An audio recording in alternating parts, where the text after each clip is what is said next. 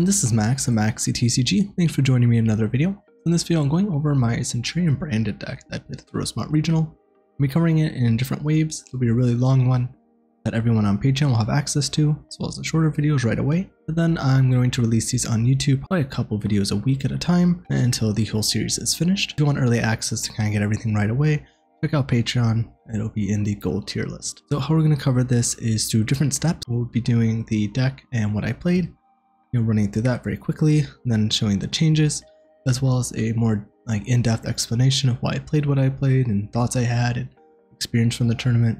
We'll also do a in-depth analysis of Centur-Ion overall as a whole for any new players that are interested in the deck, really giving it a new player beginner perspective, and try to help any new players that are getting into the game from understanding Centur-Ion as a whole. And we're also going to do some combo videos. We'll then do side deck patterns, kind of showing what I would side in and out for different common matchups, and then also do a very quick tournament report summary, as well as an in-depth run through all the different matches that I had, and what happened, what went well, what mistakes did I make, what I would have done differently, and kind of discuss through that to help you guys learn from my experiences.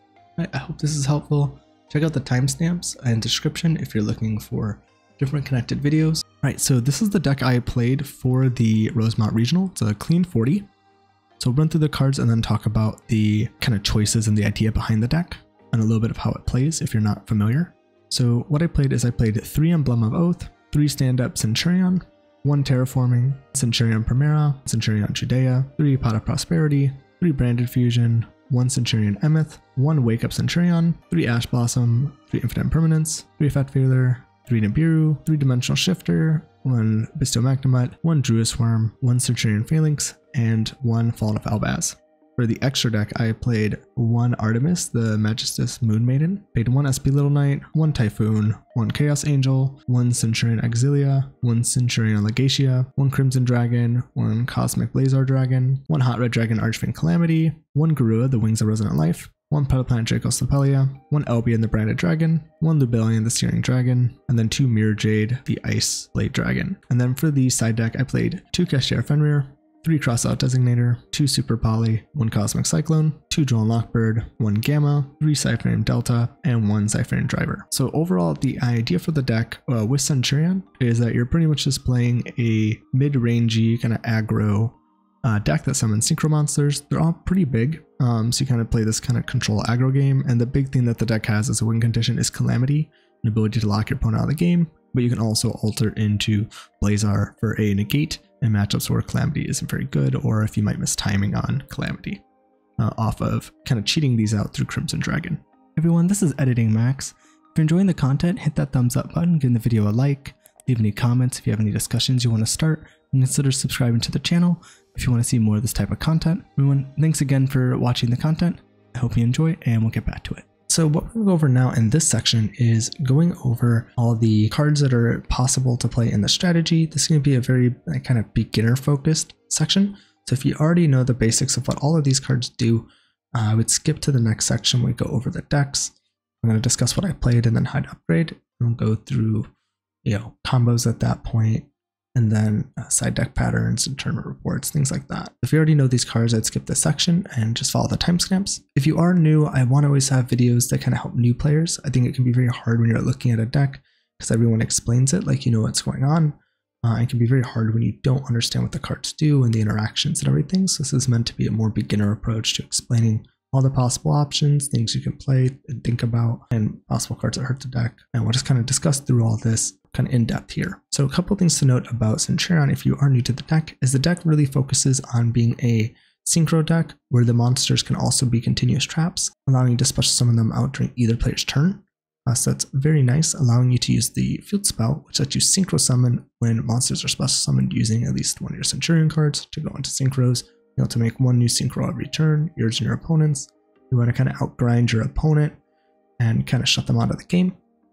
The deck is very compact, so you can play a ton of hand traps, I think up to like 21, depending on how many kind of extra cards you're playing. So you'll be able to really kind of lock out your opponent. And the big card that's really making this deck meta is Calamity. The deck can perform a Calamity lock under Nibiru and Droll Lockbird, 2 cards that usually shut down a lot of decks.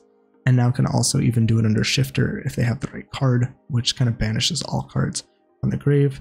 Joel Lockbird stops you from searching, and Nibiru nukes your board if you summon over 5 times, and you can technically play around all of these, depending on your hand and what cards you have, with Nibiru and Joel being very easy to play around. The deck has some pretty good strengths. I think the deck would still be good without Calamity, but it is kind of that kind of broken card the deck has that's making it a lot more meta relevant than it probably would be otherwise. But this deck still doesn't have necessarily a ton of representation, partly due to the price being pretty expensive when the cards were released as well.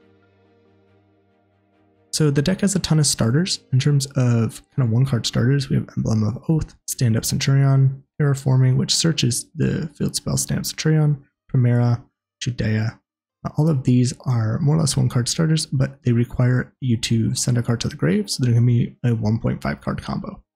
If you draw this plus any card, which is fine in pretty much any hand, you have something to send, you can do your entire combo. And the synchros either search or add cards by drawing them, so you kind of replace the send or card that you lost to kind of make up your advantage. You kind of grind out that way. So the first card we have is Emblem of Oath.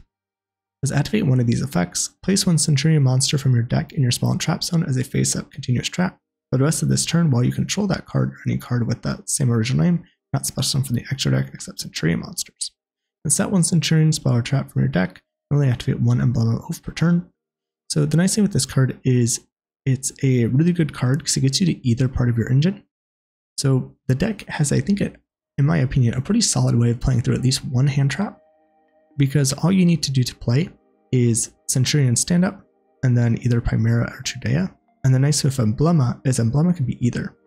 If you already have stand up, Emblema could be the monster. If you already have the 2 monsters, either Primera or Judea, Emblema could be the stand up. So if they hand trap you once, a lot of times you can technically play through one hand trap.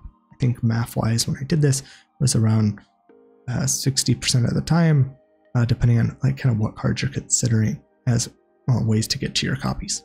So you have a pretty solid chance with that. Another thing to note is that if you place the monster, again, you are locked into Centurion monsters from the extra deck, but a way you can play around that is to actually just set the field spell and use the field spell to get to the monster you need, but that does require you to send a card. So just something to note with this card to keep track of. Then we have Stand Up Centurion. This is their field spell. Cannot be destroyed by your opponent's card effects while you control a Centurion monster card. You can only use each of the following effects of Stand Up Centurion once per turn.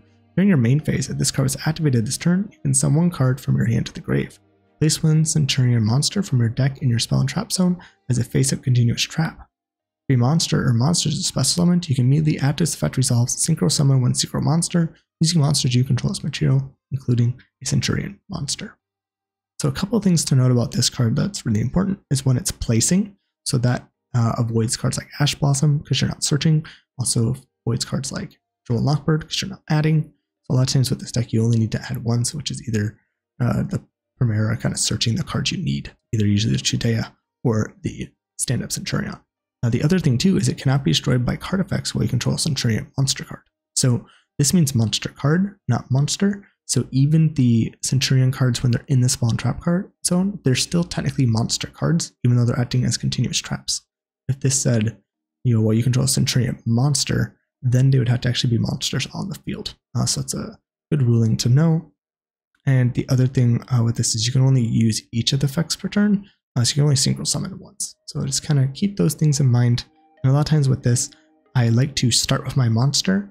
That way, if they do try to ogre the field spell, you already have protection, or if they try to destroy it, you have protection. So it's something to know. But a lot of times they could ogre the monsters coming out of the zone, mainly being Primera, since that's your only tuner. So if they do ogre the tuner, you are really hurt there. But there are ways to actually protect your field spell. So you could either use this as a way to maybe bait out cards if you have protection against a card like that, or you could protect your cards by starting with the monsters first. And then we have Terraforming, just adds a field spell from deck to hand, so it's an extra consistency card getting to your field spell, which is very important. And then we have Centurion Primera. So while this card is continuous trap, level 5 or higher Centurion monsters you control cannot be destroyed by card effects. You can only use each of the following effects of Centurion Primera once per turn. This card is normal or special summoned, you can add one Centurion card from your deck to your hand, except Centurion Primera. Also, you cannot special summon Centurion Primera for the rest of this turn. During the main phase, if this card is a continuous trap, you can special summon it. So again, right now this is your only tuner. We will get another tuner in Infinite Forbidden, which will kind of help out having that extra name, even though the tuner itself isn't the best. So other things to note is that this has a nice protection effect. So level 5 or higher Centur-Ion monsters you control cannot be destroyed by card effects.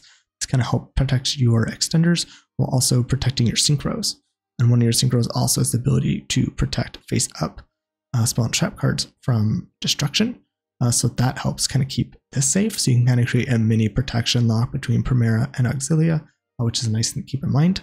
So when you get into a grind game, a lot of times I'll keep one Primera that's always in the spell and trap zone for protection and the other one that special summons out. That way I always have one live and I'm not technically losing one. Another thing that's important to note about how these effects work is that once you use the effect of search, you can't special summon them out again, and you can only special them out once. So it's not like you can special out from an effect and then special out from another card effect. But once they're special summoned, that's the only time you can do it. And once you use the effect, you can't. So if you normal summon Primera, you can't set another Primera or place one in your spell trap zone and then special summon that one out. Once the effect's used, the special summon ability for all the cards are gone, and that's something that's in all of the Centur-Ion cards. Next, we have Centur-Ion Trudea. During your main phase, you can place this card you control and one Centur-Ion monster from your hand or deck, except Centur-Ion Trudea in your spell and trap zone as a face-up continuous trap. Also, you cannot special summon Centur-Ion Trudea for the rest of this turn. During the main phase, if this card is a continuous trap, you can special summon this card. Then you can increase its level by 4. You can only use each effective Centur-Ion Trudea once per turn. So right now, this could be potentially the best starter in the deck, because if you have Centur-Ion Trudea or Emblem of Oath, because this gets you to Trudea, you can actually do the entire Calamity Lock combo, which pretty much locks your opponent out of the game, under Shifter, which is one of the best hand traps in the game, because it's like one of the only ones by itself that can shut down pretty much most decks, since most decks require the graveyard. So that's something to consider with Trudea. It has become very important, and that will, affect some deck building decisions in the game right now. So again, pretty much any of these cards always get to one another, which is very important. And again, these have the same restrictions that once you use the effect, you can't special summon out. But these are kind of all your starters, and all you need is just a combination of any of these to start and to play through hand traps. And just one of these in any card will let you do the basic combo. So next we have our extenders. So we have Centur-Ion Emeth. It says during your opponent's turn, if this card's in your hand or grave, quick effect, you can target one Centur-Ion monster you control, place it in your spell and trap zone as a face-up continuous trap, and if you do, special summon this card. Also, you cannot special summon Centur-Ion Emeth for the rest of this turn. During the main phase, if this card is a continuous trap, you can special summon this card. You can only use each effect of Centur-Ion Emeth once per turn.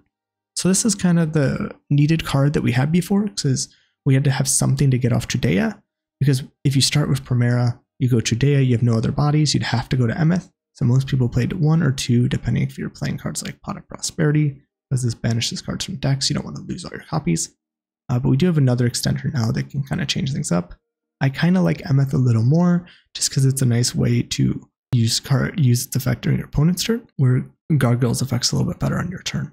So, but overall, an okay extender, but was the only Centur-Ion that really wasn't a starter for its monsters and stuff that when it came out. Right, and then next we have Centur-Ion Gargoyle II, and you can send one face-up Centur-Ion card you control to the grave to special summon this card from your hand.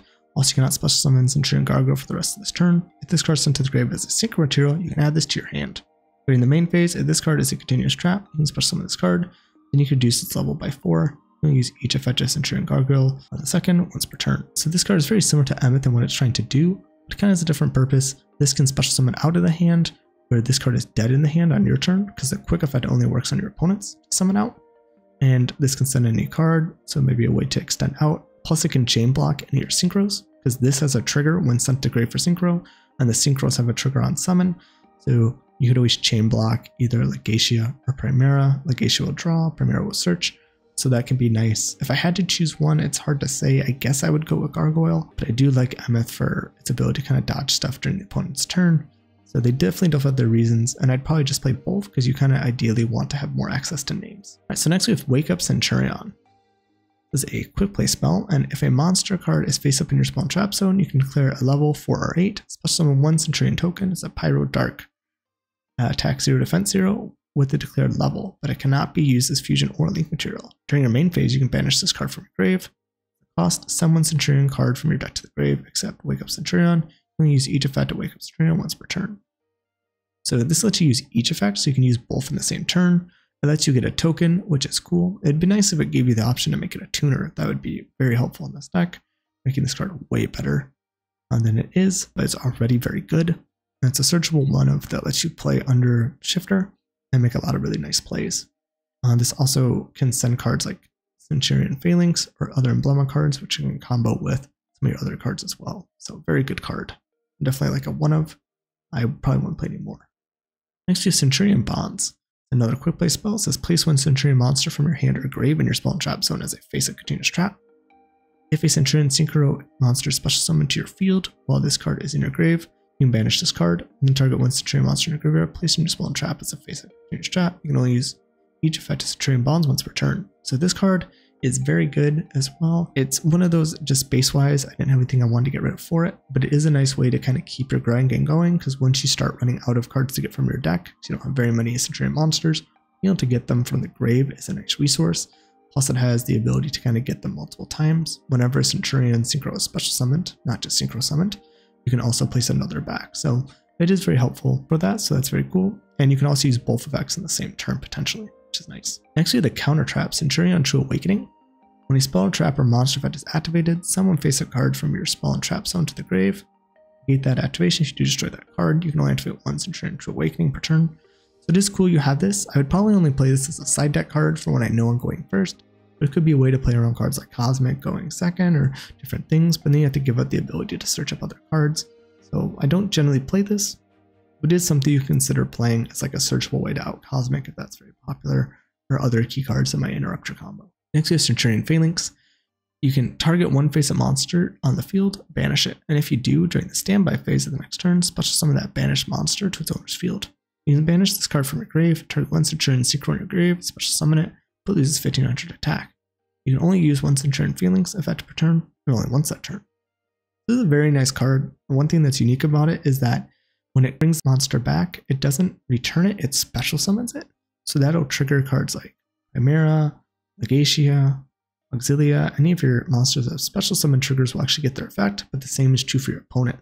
So you want to be careful on what you're banishing from your opponent, because you don't want to give them like a Snake Eye Ash and then they can start searching and get a lot of follow-up unless you can kill them that turn. So important thing to kind of consider with this card, but it's very good since you can have the incursion effect as well as the interruption effects. This is generally the one I play, and at the most I would side deck this one. And again, you can only use one Centur-Ion effect per turn, which would have been nice if you could have used both. Right, for new Centur-Ion cards, we have Centur-Ion Atri, our other tuner that we're going to be getting in Infinite Forbidden, which is very helpful. If this card you control would be used as a synchro material, you can treat it as a non-tuner. You can only use each effect of Centur-Ion Atri once per turn. If this card is no more special summoned, and you have an emblema card and a Centur-Ion card in your grave, draw a card. Also, you cannot special summon Centur-Ion Atri for the rest of this turn. In the main phase, it's a continuous trap, special summon this card. So I don't think this card's bad. I just wish it did a little more, and that the emblema cards are a little better when it comes to searchability. You can always dump an emblema card with Wake Up Centur-Ion. The only one really worth playing is the Emblema of Oath, which is also a very good card to draw. But you could dump that with Wake Up Centur-Ion, so that way whenever you summon out Atri and you have another Centur-Ion card in grave, you'll be able to actually draw a card. And what's nice when you pair this with Legacia, which we'll get to when we get to the extra deck, it's a synchro that draws a card on special summon. You can draw a card off this, draw a card off Legacia. You'll be drawing 2 cards per turn on each turn, pretty much, as long as this keeps being able to be special summon packed. So that's very good. It also has the option to be a tuner or non-tuner. So depending on the hand, if you draw like Primera Atri, you could still at least potentially go into a rank 8 synchro. So that's very nice as well. So, but overall, the effect is just kind of okay. I wish it was a little better. So next we have Emblema Atonement. So this is banish one face-up Centur-Ion monster card from your spell and trap zone, and then target one card your opponent controls and banish it. If this set card is destroyed or banished by opponent's card activated effect, you place 2 Centur-Ion monsters with different names from your hand, deck, or grave, and or banishment in your spell and trap zone as face-up continuous traps. So on the surface, this card is very good. It's a quick play spell. It can banish. It does target, but it's a nice removal card. But the big issue is that there's no way to search Emblema Atonement, and there's no way to get the cards back from the graveyard with Wake Up Centur-Ion. If that's the case, then maybe this becomes a playable card for going second. It's a way to kind of stop your opponent, which is nice. But you do have to have the setup of having a Centur-Ion monster in your spell and trap zone. But because it's not searchable, I just don't think it's playable. And unless that changes with the new wave and maybe a third synchro, I don't see that being the case. Right, so next we're going to kind of get into our other kind of cards, non-engine cards. These are the cards that we can play to help the deck. So in terms of consistency, you have options for Pot of Prosperity and Pot of Desires. The Pot of Prosperity says you can banish 3 or 6 cards of your choice from your extra deck face down. For the rest of this turn, after this effect resolves, any battle damage your opponent takes is halved. Also excavate cards from the top of your deck equal to the number of cards banished. Add 1 excavated card to your hand, place the rest in the bottom of the deck in any order. You only activate 1 Pot of Prosperity per turn. You cannot draw cards by effects to turn you activate this.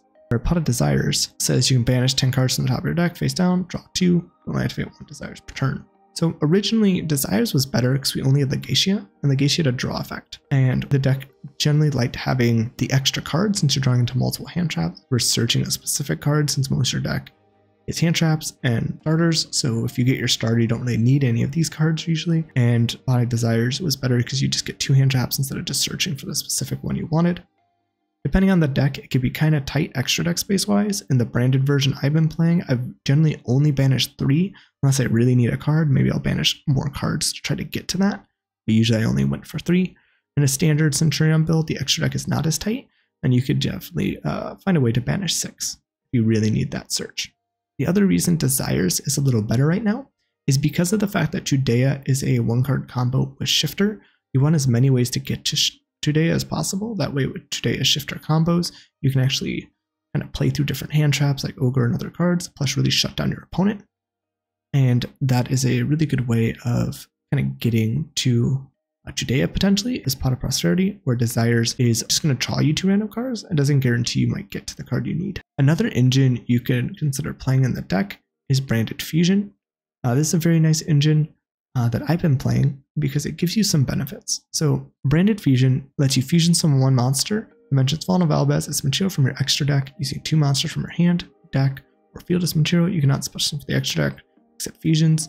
The turn you activate this card, you can only activate 1 Branded Fusion per turn. And then we have Fallen of Albaz. If this card is no more special summoned, you can discard 1 card, fusion summon fusion monster from your extra deck using monsters on either field as material, including this card, but you cannot use other monsters you control as fusion material. You can only activate the effect of Fallen of Albaz once per turn. The main thing with this is that the Albaz is a fusion requirement for the deck, but even as a standalone card, especially going second, you could still normal summon this and try to threaten your opponent's board, kind of fusing into any of your cards here that we have for the Fallen Horus package. So it's still not even necessarily a bad card to be able to use. And then Branded Fusion is just a very strong spell card. And you might be wondering, it's like, well, why would I use this? Because it locks me into fusions and I want to go into synchros. Well, a few reasons why I like this package over some of the others we'll also talk about. You kind of have the fusion deployment package with Cartesia. There's some similarity with some of the cards as well in this deck, but I think this is weaker in the branded package. You have the Horus engine. The Horus engine is a nice way to get a lot of bodies on the field and apply pressure, similar to what Branded Fusion does, but definitely more recursive and very strong cards. But these generally make you play into cards like Droll and Nibiru, which you don't normally do, which is one reason why I don't like that. You can actually play under Droll and Nibiru if you're playing Branded Fusion, so that's very nice. You also have the Bystial setup, which is something I would consider playing as like the second best option that I'd like to play with the deck. But again, these will still probably make you play into Droll and Nibiru as well. And then you kind of just have the more pure version where you don't play any of these engines and it's just all hand traps. And that's where you're backing your board up. But my issue with the hand traps is the deck has a hard time pushing through boards, and I have a hard time playing through disruption sometimes. You know, if they have 2 hand traps, so hand trap deck only, I think can have a hard time pushing and sealing out games. Your engine is not good at pushing through boards.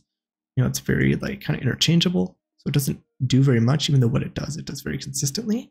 So if you're not able to stop your opponent from progressing, having a card like Branded Fusion that could really put a lot of pressure is nice. And the other thing too is if they hand trap you once or twice, depending on your setup, if you can just get to the stand-up Centur-Ion, you can just do all your fusion plays on your turn and then synchro on your opponent's turn. And that's what I like about this. It's also a good way of playing through hand traps. They hand trap Primera, you do the fusion lines, and then synchro on your opponent's turn. You know, if they hand trap 2 of your cards and you have fusion, you can play through 2 hand traps and still make somewhat of a board and make some presence. So that's really why I like the Branded Fusion package. Let's get to these cards down here, which are very nice. And we'll kind of get to those when we do the extra deck. Next, you have Fusion Deployment. This is another idea I messed with. I didn't have a lot of success with this, but the idea is that you can use Fusion Deployment to get Cartesia, and Fusion Deployment that says reveal 1 fusion monster in extra deck, special summon from your hand or deck. One of the fusion materials whose name is specifically listed on the card. You cannot special summon from the extra deck except fusions. So turn you activate this, you can activate 1 Fusion Deployment. Very similar to Branded Fusion that you can get out Cartesia. One of the ideas with this is that Cartesia can fusion summon into a Grand Wignal, and it just takes a Blazing Cartesia and a Light or Dark. So what you could do is in hands where maybe you have Primera, you could do Fusion Deployment Cartesia, normal summon Primera. If they try to hand trap Primera, you can then fuse with it to go into the Grand Wignal. But then you do lock yourself out of synchro plays, but then you have Grand Wignal and Primera, and you could use those to synchro on your opponent's turn. So very similar to Branded Fusion, but I don't necessarily like that you have to potentially commit to locking yourself initially out of synchros with this line as well. And there's other branded synchros that work well with the deck, the special summon on spellcasters like Cartesia or Primera. So I do think the branded package is stronger and better what it does, but this is something to maybe consider testing if you want to try it out. It does have some nice benefits, but again, I think this one's better. Next, we have the Horus Package. So the Horus Package is really interesting because it's very good, but a lot of times you want to be careful of cards like this because, like I said, they make you play Nibiru and Nibiru, a weakness you don't normally have. So that does suck. But you have Emseti, Glory of the Horus. It says if you control King Sarcophagus, you can special summon this card from your grave. You can only special summon Emseti, the Glorious Horus once per turn this way. You can use each of the flying effects of Emseti, the Glorious Horus once per turn. You can send 2 cards from your hand to the grave, including this card, add 1 King Sarcophagus from your deck to your hand, then draw 1 card. If another card you control leaves the field by an opponent's card effect while this card is in your monster zone, you can send 1 card on the field to the grave. So this is a very good card. It gets you King Sarcophagus, which can get you other cards. It lets you draw a card searching it, but it is a very hard ash target because you have to send 2 cards to search. So if they ash you, your opponent lost 1 card and you lost 2.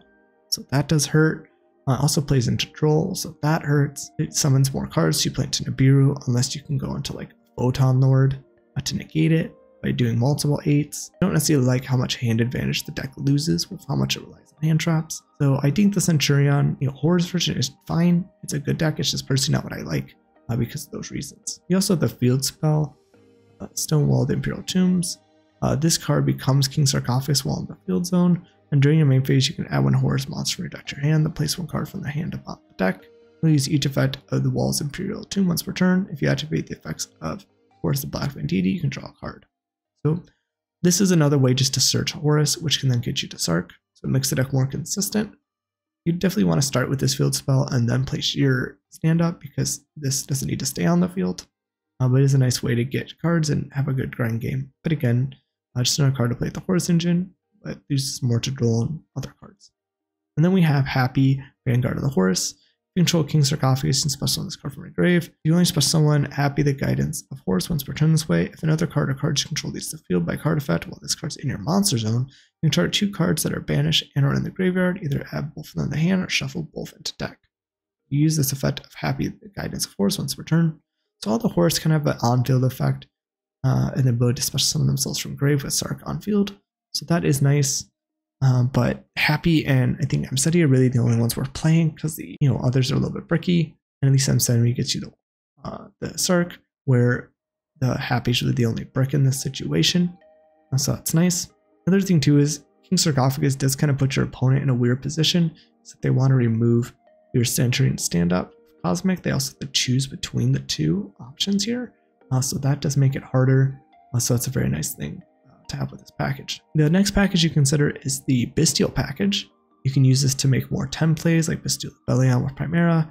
You have also Bystial Lubellion to get plays with the Dark Monsters and Light Monsters, which is nice. And then you have Branded Regain, draw more cards, draw the hand traps. You'll bring out Bystials, make synchro plays. This is, I think, a very strong version. I believe this version is still going to play into Nib and Droll, just like the others.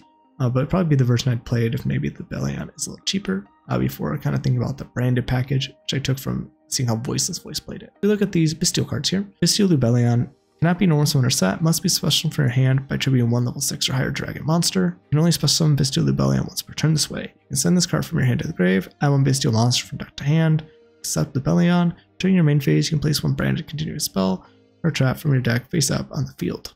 So Branded Lubellion lets you either search cards like the Druid's Worm or Magma, which are very common, or you can also go for the Regained to gain a lot of hand advantage, which is nice in this deck. Next, we have Bystial Druid's Worm. It says you can target 1 light or dark in your grave, banish it, and if you do, special summon this card from your hand. This is a quick effect if your opponent controls a monster. This card is sent from the field to the grave. You can target one special summon monster your opponent controls, send it to the grave. You only use each effective Bystial Storm once per turn. This is a very nice card because you can also banish your own Centurion cards, and because Auxilia gets them back, which we'll get to its effect when we get there, the Bystials are no longer like a major weakness for the deck. Plus you can banish your own cards and still get them back, which is nice. And this is a very nice card for putting a lot of pressure on the board because it makes your opponent send a card that was special summoned to the grave when you synchro with it. So you can usually combo this type of card with Chaos Angel, which banishes a card on summon. So you banish a card, send a special summon card, get a very hard card to get rid of. Very nice. And then we have Bystial Magnemite. Says you can target one light or dark monster in either grave, banish it, and if you do, special summon this card from the hand. This is a quick effect if your opponent controls a monster. If this card is special summoned, you activate this effect. During the end phase of this turn, add one dragon monster from your deck or graveyard to your hand, except Bystial Magnemite. You use each effect of Magnemite once per turn.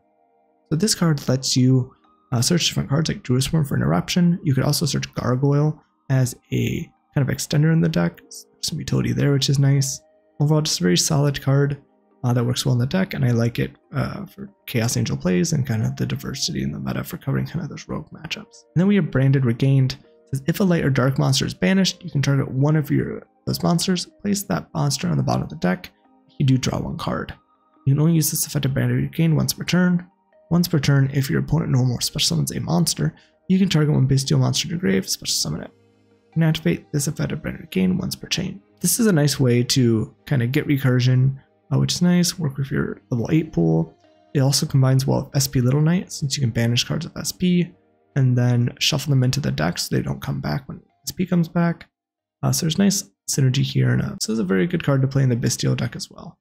So that covers pretty much all the engines. From here, we're just going to get it into hand traps, kind of more summarize some of these to some degree. So the most strong hand trap in the game right now that's really versatile is usually Ass Blossom. Now in this format, it does have some weaknesses because if this is your only hand trap against Snake Eye, one of the best decks in the game, they could potentially use your hand trap against you to build a board even if you hand trap them and probably still beat you. So you got to be very careful with this card, but it pairs well with so many cards and it's very good if you have usually 2 hand traps. Usually you'll beat the extension plays that the Snake Eye deck can make. And the reason this card is so good is that it pretty much covers every area that's very good in a deck. If your opponent tries to add a card from deck to hand and search something, you can stop it. If they try to special summon a card from deck, which is very powerful, you can stop it. If they try to send cards from deck to grave, since most decks are relying on the graveyard, you can stop it. So this is generally the most kind of generic, best coverage card. And depending on the deck, you might not want to play this format, since it can, again, be very punished by Snake Eyes. But if you're playing a deck that has a lot of hand traps, then it is worth playing, because usually that won't happen if you at least have 2 different hand traps to use against your opponent. Next, we have Infinite Impermanence. This is a trap card that actually functions as a hand trap. As long as you control no cards, you can activate this from your hand. So a very nice option. It's not once per turn, so if you have multiple, you can activate it again, just not in the same chain because the one will still be on the field. But a very good card, combos well with a lot of other cards, and is very solid overall. Next, we have Effect Veiler. So Effect Veiler is kind of similar to Infinite Impermanence, but worse in a lot of ways, just because this only works during your opponent's main phase, where Infinite Impermanence can be good going second, because if you draw it for your 6th card, you can use it to negate a card in your opponent's field before playing. If you draw Effect Veiler going against your opponent, then it's not as good.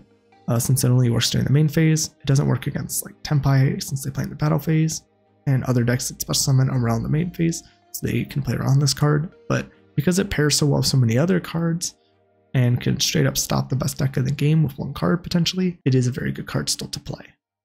Some of the benefits in this deck is that it's a tuner, so if you pair, let's say you Nibiru your opponent and then normal summon Effect Veiler, you can actually synchro into your level 12 plays, so you can go to Auxilia to actually get your Centurion cards if you don't have any, to start your plays that way. So it's kind of an interesting synergy that works well with the deck, which is kind of cool. Next, we have Ghost Mourner and Moonlit Chill. It's kind of interesting one because it's also similar to Veiler. It's another effect negation. These are kind of your 3 main effect negation hand traps. But this one's a little different because it works when your opponent special summons a monster face up. You can discard this card, then target one of those face up monsters. Negates effects to the end of this turn. Also, if that face up monster leaves the field, its controller takes equal damage to its original attack. So this card's nice because when your opponent activates a card that special summons, you can hit this card and it will negate its effect. You also can potentially burn your opponent, so it might put them in a weird position close to time that they can't use a monster, because if it goes to the grave, you'll get burned, so that's nice. The other thing too to note is that this card works on special summon, so it kind of depends on whose turn it is on which order it goes. If it's their turn and they summon a monster that has a trigger effect on summon, let's say your opponent special summons Primera on their turn, you would then be able, they would go Primera Chainlink 1, you'd do Ghostborn and Moonlit Chills Chainlink 2, because your opponent's trigger has to trigger first before yours, and you would negate the Primera. If they were to summon the Primera on your turn, they would summon the Primera, and then you as the turn player would have to activate your trigger on summon to negate the Primera, and then the Primera's trigger summon would be able to activate, and it would resolve with Primera searching, then being negated. So it really does depend on the kind of opponent's turn or your turn on how the order this card works, so always keep that in mind.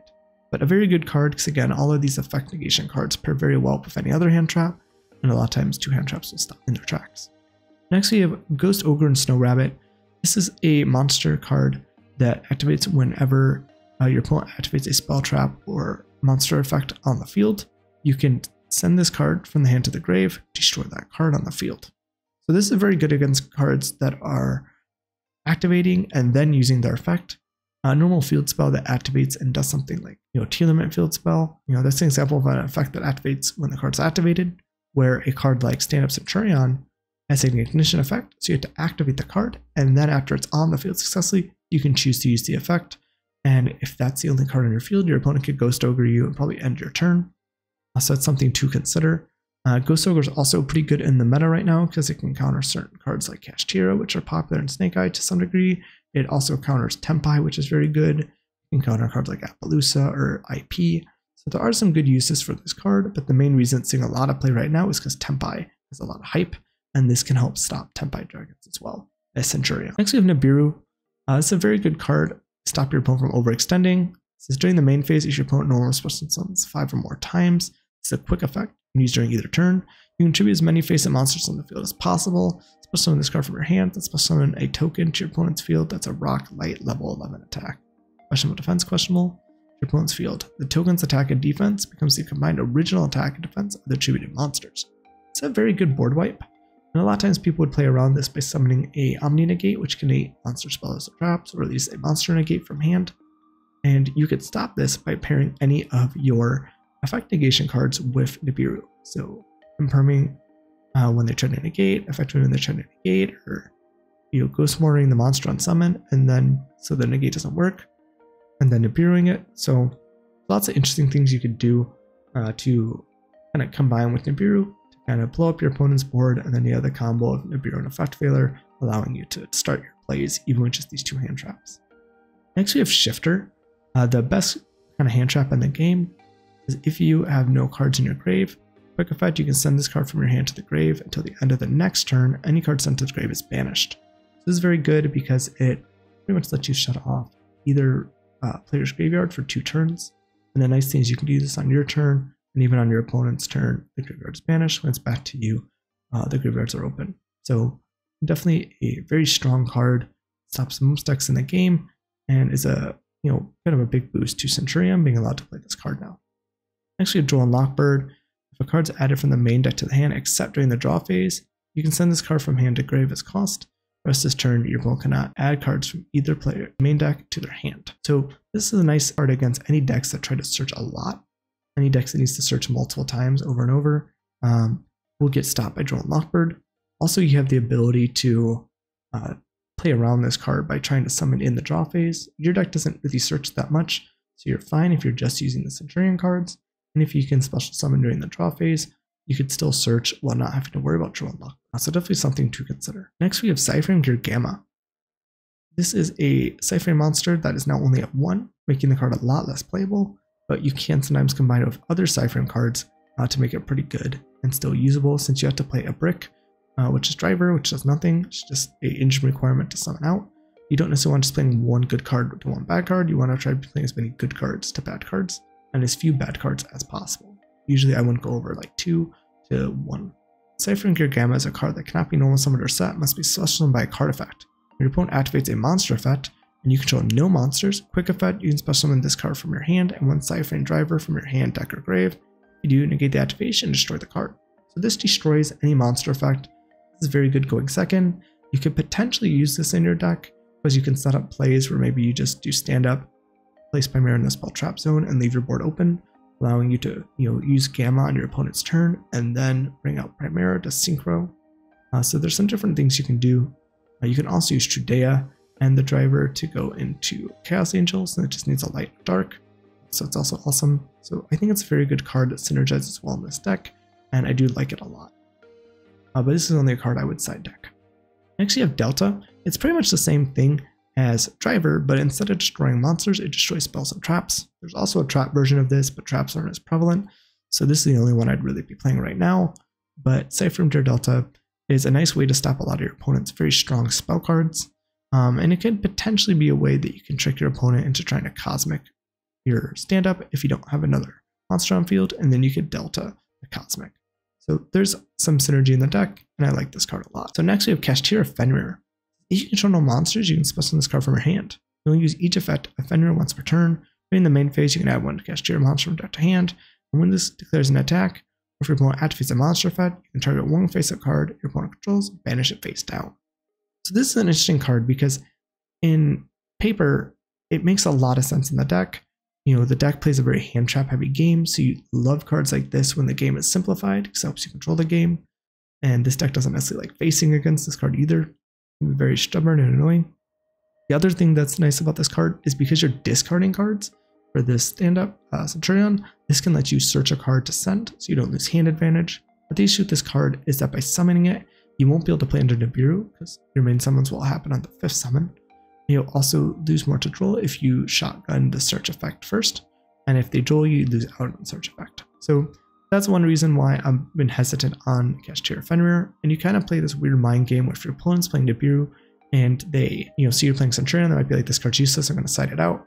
You bring in Fenrir because they didn't think you're going to play it, and now you have a good advantage. But if your opponent keeps in Nibiru thinking maybe you'll side in the Fenrir, it becomes a risky gamble because you don't draw Fenrir, Nibiru is dead.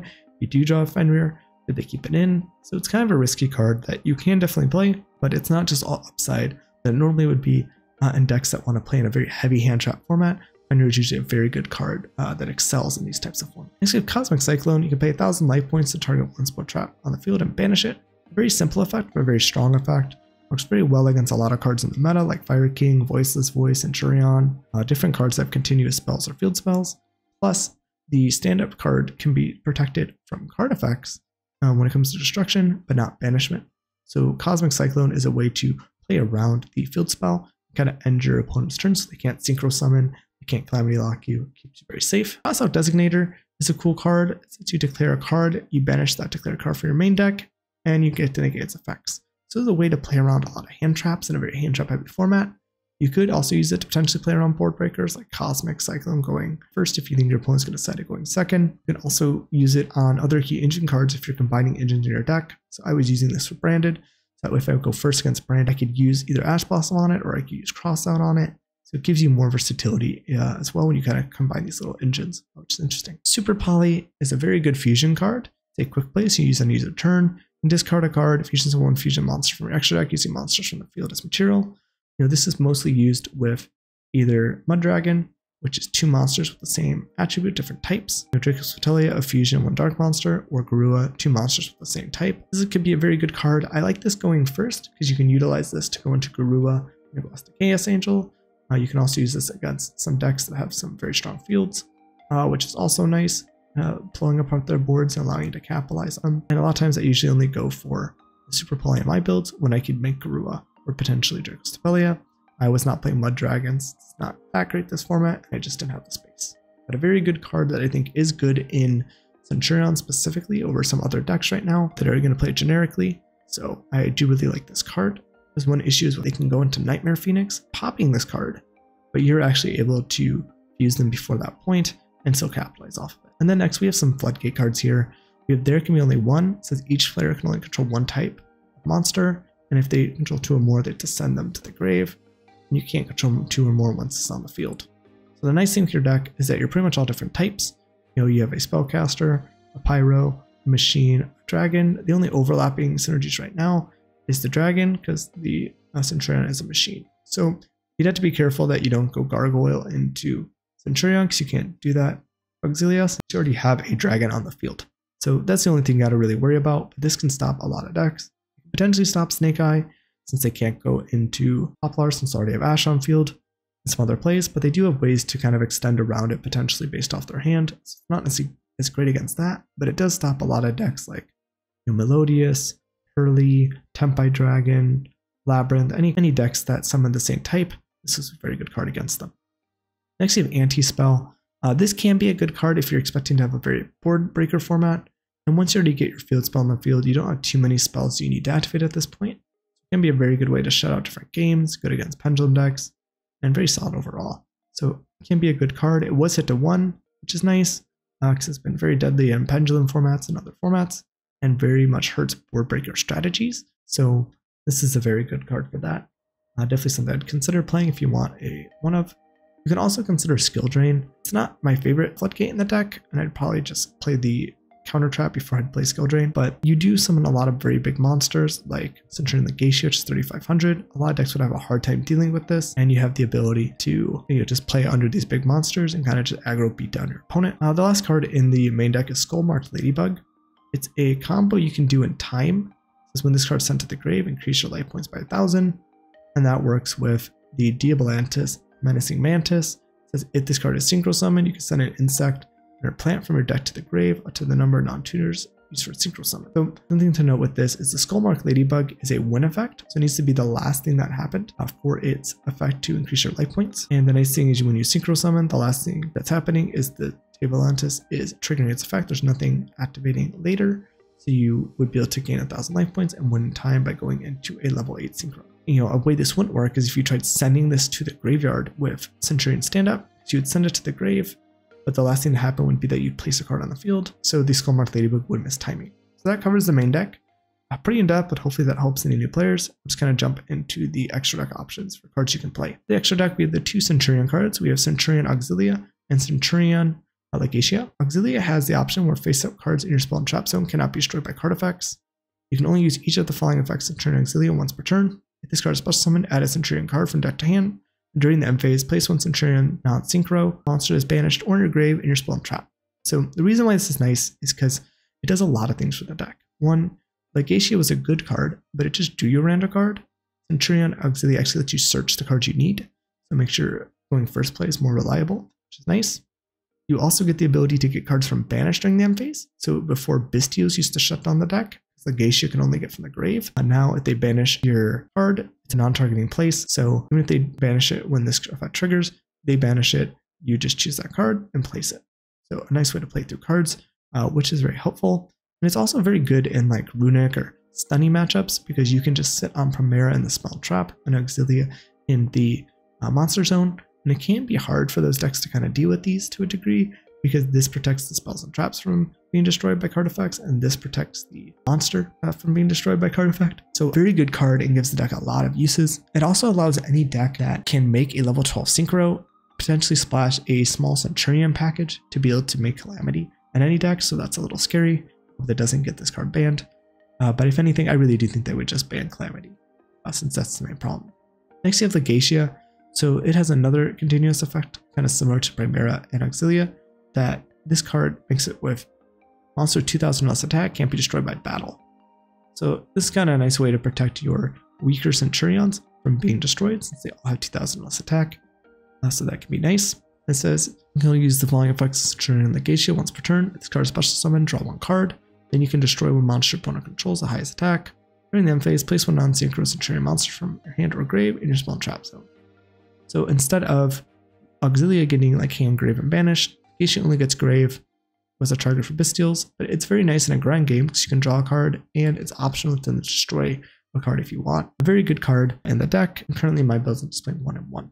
But this is definitely something I consider a pure build, playing 2-2. It's a very nice in a grind game. Next we have Crimson Dragon. This is the card that lets you cheat out these level 12 synchros, Calamity being the most broken, and then Blazar being the next best, and then kind of Red Nova, which I think will eventually probably replace Calamity when it gets. Crimson Dragon has the effect where it's, if this card is special summoned, you can add a spell or trap that mentions Crimson Dragon from your deck to your hand. But the main thing is it's a quick effect that we're using. You can target a face-up 7 or higher synchro on the field, except Crimson Dragon, return this card to the extra deck, and if you do, special summon 1 dragon synchro from the extra deck with the same level as the target monster. This is treated as a synchro summon. You only use each effect of Crimson Dragon once per turn. So this is nice because you can kind of cheat out your cards. You can target your Auxilia, summon out the Calamity, lock the opponent out, make your plays. So it's very good. Then we have Calamity. So when this card is synchro summon, you can activate the effect. For the rest of the turn, your opponent cannot activate card or effects in the field. Your opponent cannot activate card or effects in response to this effect's activation. This card battles and destroys a monster. Inflict damage to opponent equal to the original attack. Its owner's possession is destroyed by card effect. Trigger one level 8 dragon synchro monster in your grave and special summon it. So this lets you get level 8 in synchros, but we're not playing any level 8 synchro dragons, so we don't have to worry about that. But the main thing is that it locks you out of the game, which is good for stopping your opponent. Honestly, good for the game. Next, we have Blazar. This is a nice card to go into in matchups where either Calamity is not very good, like Labyrinth, or decks that don't activate a lot of cards. They're more like setting cards. But this is a nice card that, for cost, banishes itself to the end phase, and then you can either negate the activation or a card effect of a card. You can also stop the summon of a card, or you can also stop an attack and in the battle phase. So a very good card to stop your opponent. Next, we have Red Nova Dragon. This card must be synchro summoned first. Gains 500 attack for each tuner in the grave. Cannot be destroyed by card effects. And once per turn, when your opponent's monster effect is activated, or when a monster declares an attack, quick effect, you can banish this card. Also banish all cards your opponent controls. So I like this a lot because you can potentially use this to kind of banish your opponent's whole board. But it's not as good as Calamity because it can kind of play around it to a degree. So if Calamity gets banned, I'll probably replace it with this possibly. But right now, if your extra space is tight, I would cut this because it really only ever go for these two. So next we have Enigmaster Packbit. This is a level 8 synchro. It's a tuner non-tuner, so very generic. This card is synchro summoned or sent to the grave. Target one monster in your graveyard or face up monster your opponent controls. Discard one card, and if you do place that monster in the owner's spawn trap zone, the face up continuous trap. During either player's turn, if this card is a continuous trap, you can special summon one face up monster card from your spell and trap zone. You'll use each effectiveness for backbit once per turn. So the nice thing is that when this card is synchro summoned, you can interrupt your opponent's plays. You can also interrupt your opponent's plays by using it as a synchro summon. You can also use it to help out your cards as well, depending on the lines you play. Like if you start with Chudea and you get hand trapped, you start with Primera, you get hand trapped. After those two hand traps, if you don't have Enigmaster, it's not as good. The Enigmaster can discard a card, place the Primera back in the spell trap, and then synchro on the opponent's turn. When they're supposed to summon out, you'll putting an opponent's card back in the spell trap zone while also stopping your opponent's plays. Next we have Chaos Angel.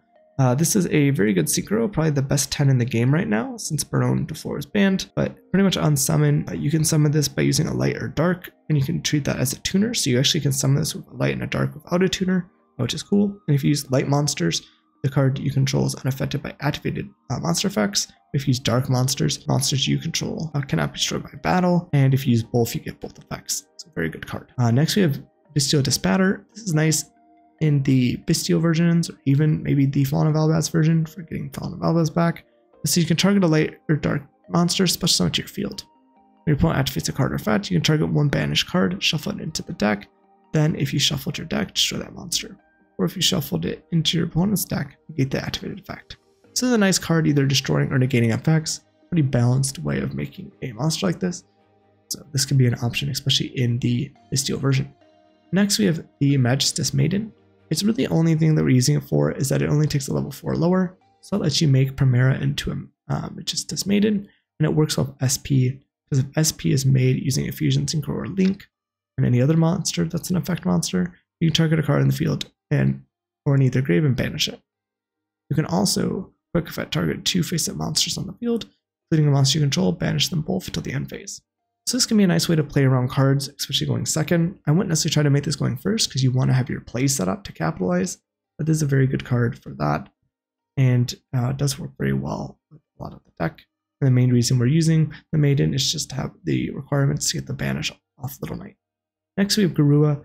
This mostly is used for its super poly target of being able to work with 2 monsters of the same type and attribute, but when it's sent to the grave you get to draw a card, and also any battle damage your opponent takes is doubled. Cartesia is another super poly target that takes 1 fusion and 1 dark. This can be good against Branded, any fusion decks, since most of the time they use dark monsters. And it has the quick effect to target a face-up monster opponent controls, place a counter on it. Its level 2 or higher becomes 1, and while it has that counter, its effects are negated from the continuous effect of Cartesia. Then we also have Mud Dragon of the Swamp. This is another very good super poly target because it's very generic, and it's just 2 monsters with the same attribute but different type. In this case would be like Chudea and Auxilia. Could be super polyed into a Mud Dragon, and also has the option where you can declare one attribute as a quick effect for cost, and this becomes that attribute to the end of the turn, and monsters with the same attribute of this card cannot be targeted.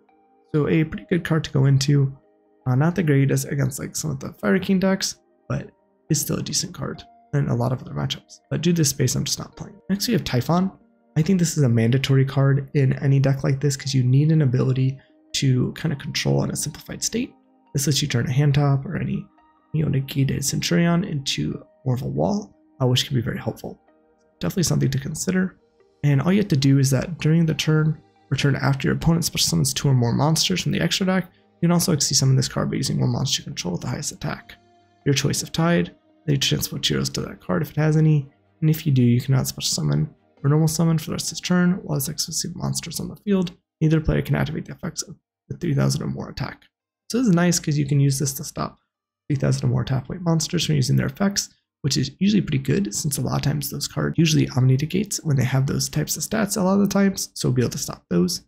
And again, very good into an opponent's boards. You can even normal summon a hand trap, they special summon the extra deck more than twice, and then you can make Typhon. Other cards you can consider is Scarlet Red Dragon Archfiend, just a way to kind of burn in time. You can use this on your turn, where once per turn you can destroy as many special summon effect monsters on the field as possible, with attack less than or equal to this, inflict 5 which would damage your opponent. So a way to burn, but you can only do this on your turn.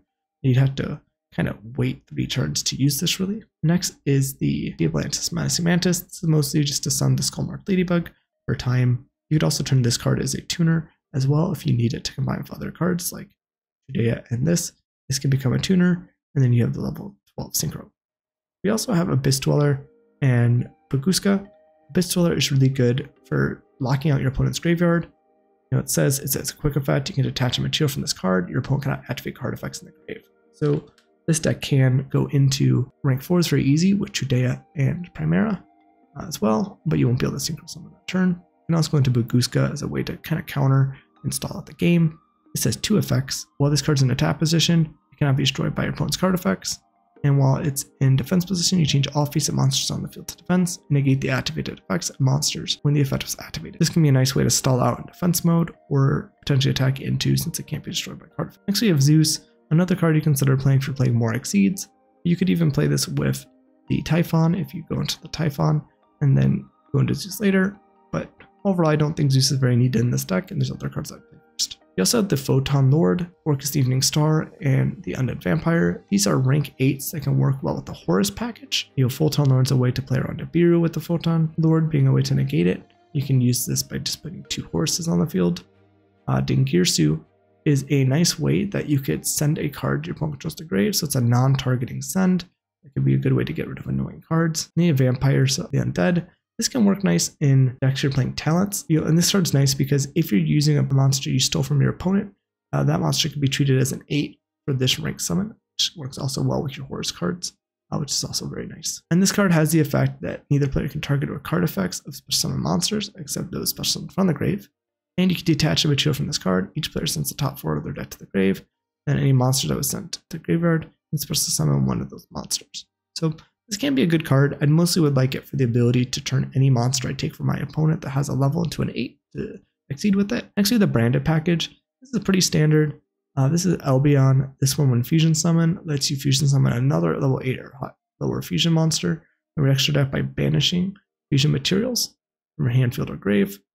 And also it has an effect that in the end phase, if it was sent to the grave, you can add to your hand or set one branded spell or trap directly from your deck. So usually these aren't very needed. The main thing for this is that you get the Fusion Summon with Branded Fusion, allowing you to banish this and the Vault of Elbaz Grave to either make the Searing Dragon over here, or we can just go straight into Mirror Jade. Next, you can do Lubellion the Searing Dragon. This is nice because you can actually fuse with cards that are already banished, so this can work well with Primera. This also works well with other cards, so very good card here. It also works well under Shifter because of the fact that you can, take the cards that were banished because they were sent to the banished instead of the grave. You can put those back in the deck to make a play as well. Next we have Rim. It's going to be nice if you're playing a bigger branded package because this could allow you to get Vault of Elbaz and make more plays if you can keep it in the grave. A lot of times I found the issue with the branded package. It's because I'm only playing one Elbaz. If anything happens where I can't play, it's pretty much dead. So that's just why I'm not really playing a heavier package right now. But Runthrough does have a very cool fact that when a fusion, synchro, or exceeder link is activated, you can negate that effect. Then you can return one monster from the field to the hand. So you can either turn one of theirs, one of yours. Very good card, but kind of expensive, and I just didn't see it coming up. It was a good call for now. Next, we have Mirror J. This is your main boss you're trying to go into with the Branded Fusion. Just a way to get a good monster to apply some pressure and some banishing onto the field and control the game. It says this takes Fawn of Albaz when fusion, synchro, exceeder, link. So you can even use this with Fawn of Albaz link with your opponent's stuff. So something to consider. And it says you can only control one Mirror Jade, and then as a quick effect, you can send one fusion monster from an extra deck to the grave. Then mentions Fawn of Albaz, banish one monster. And your opponent makes this fusion storm card in your control lead the field. You can destroy all monsters your opponent controls during the end phase. So this is a nice way to get a board nuke in, which is very good, and it's pretty much the main one you want to make. You could also make this by just normal summoning the Fawn of Albaz and fusing with your opponent's board. And then next, we just have the cards that work with the Cartesia. So this card has a fusion effect to send a level 6 or higher light or dark from your deck to the grave. So that could be helpful. It also has an effect that if a monster is special summoned to your opponent's field, you can banish this card from your field or grave, special summon one Dogmatic monster from your deck, or one Despia monster from your extra deck. So this can be nice because you could, ideally have this card on field with Primera. You can use Primera, go into a synchro like Legacia, pop a card, draw a card, and then when your opponent special summons, you can banish this from grave, getting one of your Despian fusions out from your extra deck, which could be nice. You just got to see how they work together. And then you have Despian Courtless, another potential super poly target, as well as something you can make off the Ignorant Grignal, which is just one Despia monster. Then you have one light or dark monster. It also has a quick effect that you can change the attack of all monsters currently on the field to 0 till the end of this turn. So at level 8 or higher fusions. And this is face a card and this under control leads the field because of Albaz.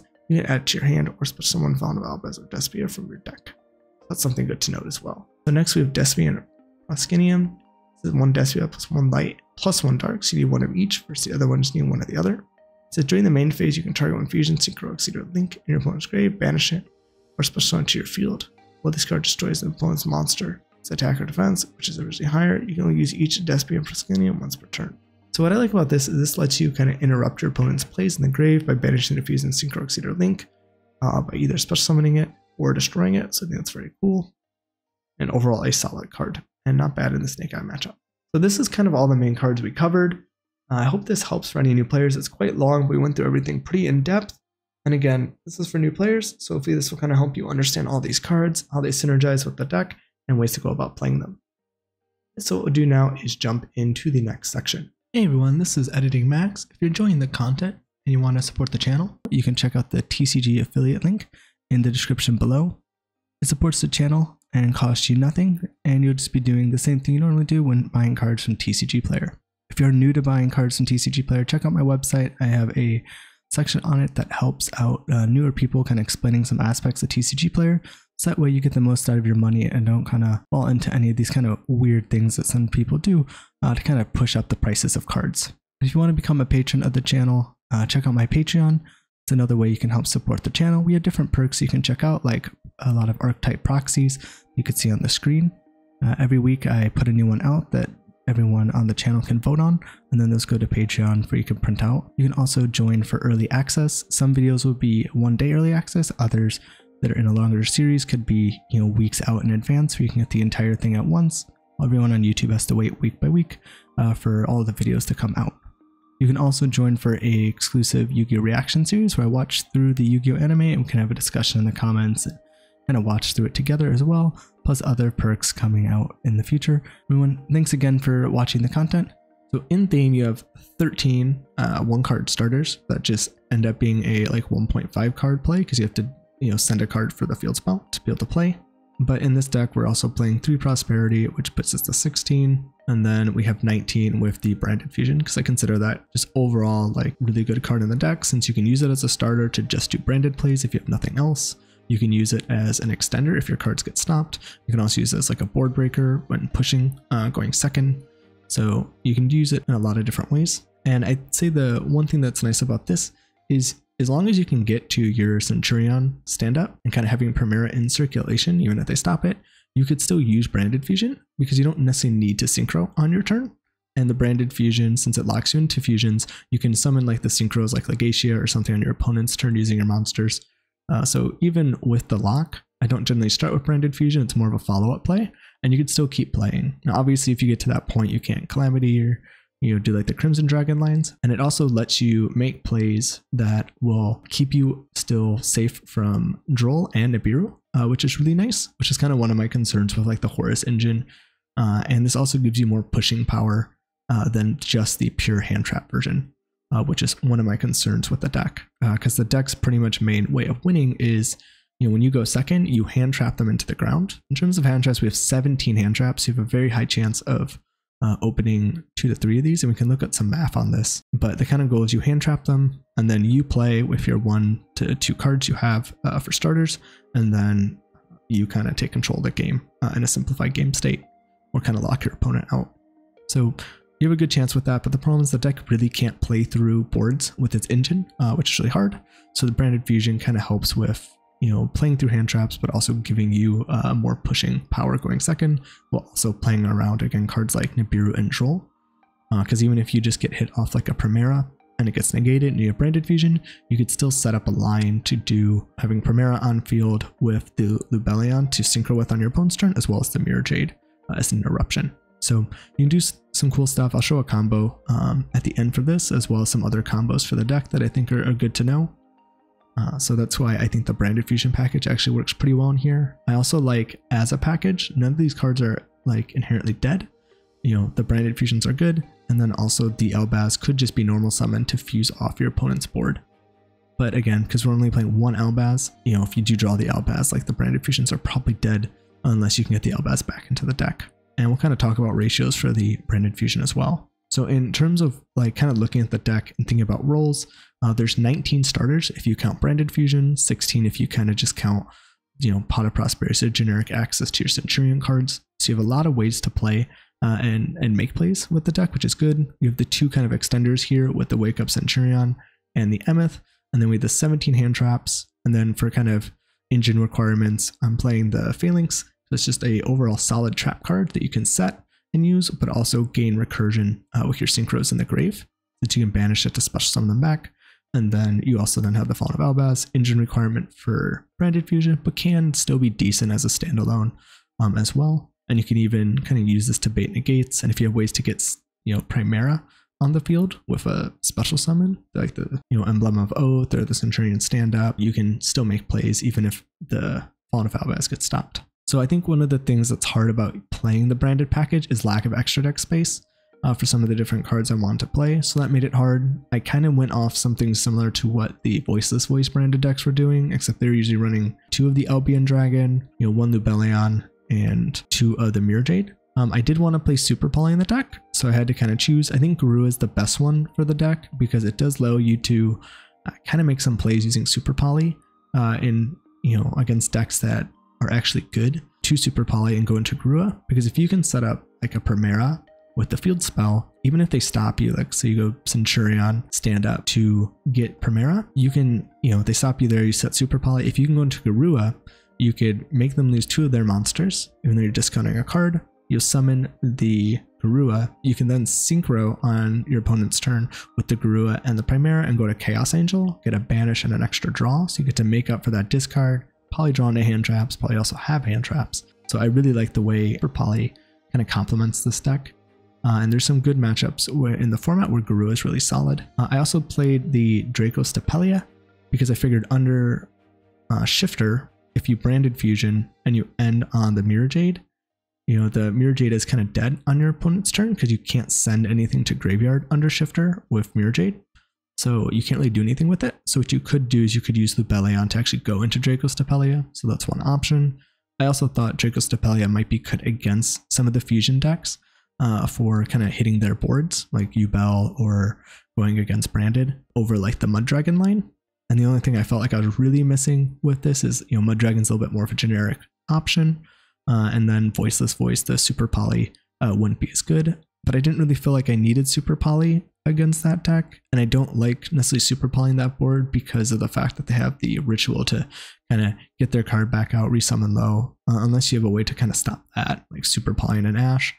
I'm not as big of a fan, and I have a lot of cards to hit Voiceless. So I didn't feel like I really needed this in that matchup anyway. So it's kind of some of the ideas with the way this deck works. The extra deck is really tight. So again, that's just kind of one of the issues if you're running kind of this type of package in the super polys. But overall, in a normal Centur-Ion deck, if you're just playing hand traps, you do have a lot of extra deck space. And people will run cards like Baguska and Dweller because you could potentially make 4s.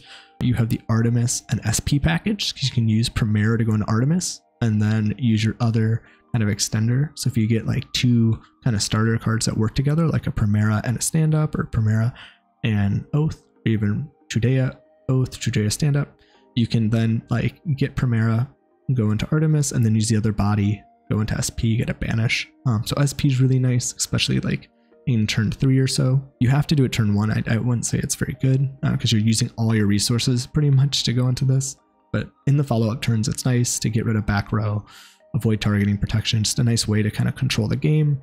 I think Typhon's really important in this deck because in a very hand trap kind of deck, you want to get to a simplified state. And this pretty much lets you turn any of even your hand traps or anything into a Typhon if they're still able to keep pushing with their extra deck summons. As long as they go into it twice during that turn. I think Chaos Angel is pretty much the go-to 10 right now with Loss of Baron. And it's really nice with its having hits Banish, the light and dark synergies in the deck, the ability to kind of not be destroyed, can let you live, could be an option against Tempai if you're, just go into this and sit on it, they can't kill you since it's unaffected by your opponent's activated effects and it can't be destroyed by battle. So I think this can be helpful. I feel like maybe they could out this overall, but it did help me in a game where I just kind of sat on it in defense and ended up making it through that round. Auxilia is really the new focus point of the deck. The fact that you can search out any of your cards by going into a 12 makes it really good. You could even technically combo off of nibbing your opponent and then normal summoning effect failure, go into Centur-Ion Auxilia, search stand up and actually play. So that's something you consider. So any deck that can make a generic 12 can actually splash the Centur-Ion package and make a Calamity Lock, which is kind of scary. This card's really good because one, it again gives you that consistency to search any card you need. It lets you play Shifter in the deck because you can actually do a Calamity Lock under Shifter. And I'd say one of the other things that does it's really good is it actually lets you place your Centur-Ion cards from the banished and it's not targeting. So even if they banish when you activate the effect to remove from play one of your cards, like your Primera or your Trudea, even though you're usually always going for Primera, with Floodgates, this only grabs from the graveyard, where this one grabs from grave and banished. So this lets you even play through shifting yourself or getting your cards hit with the Bystials. So this really adds a lot to the deck, and I'd say generally you're almost always going for Auxilia first and then going for Crimson Dragon. But the basic idea is just Fenrir was a very good generic going first or second card in certain matchups.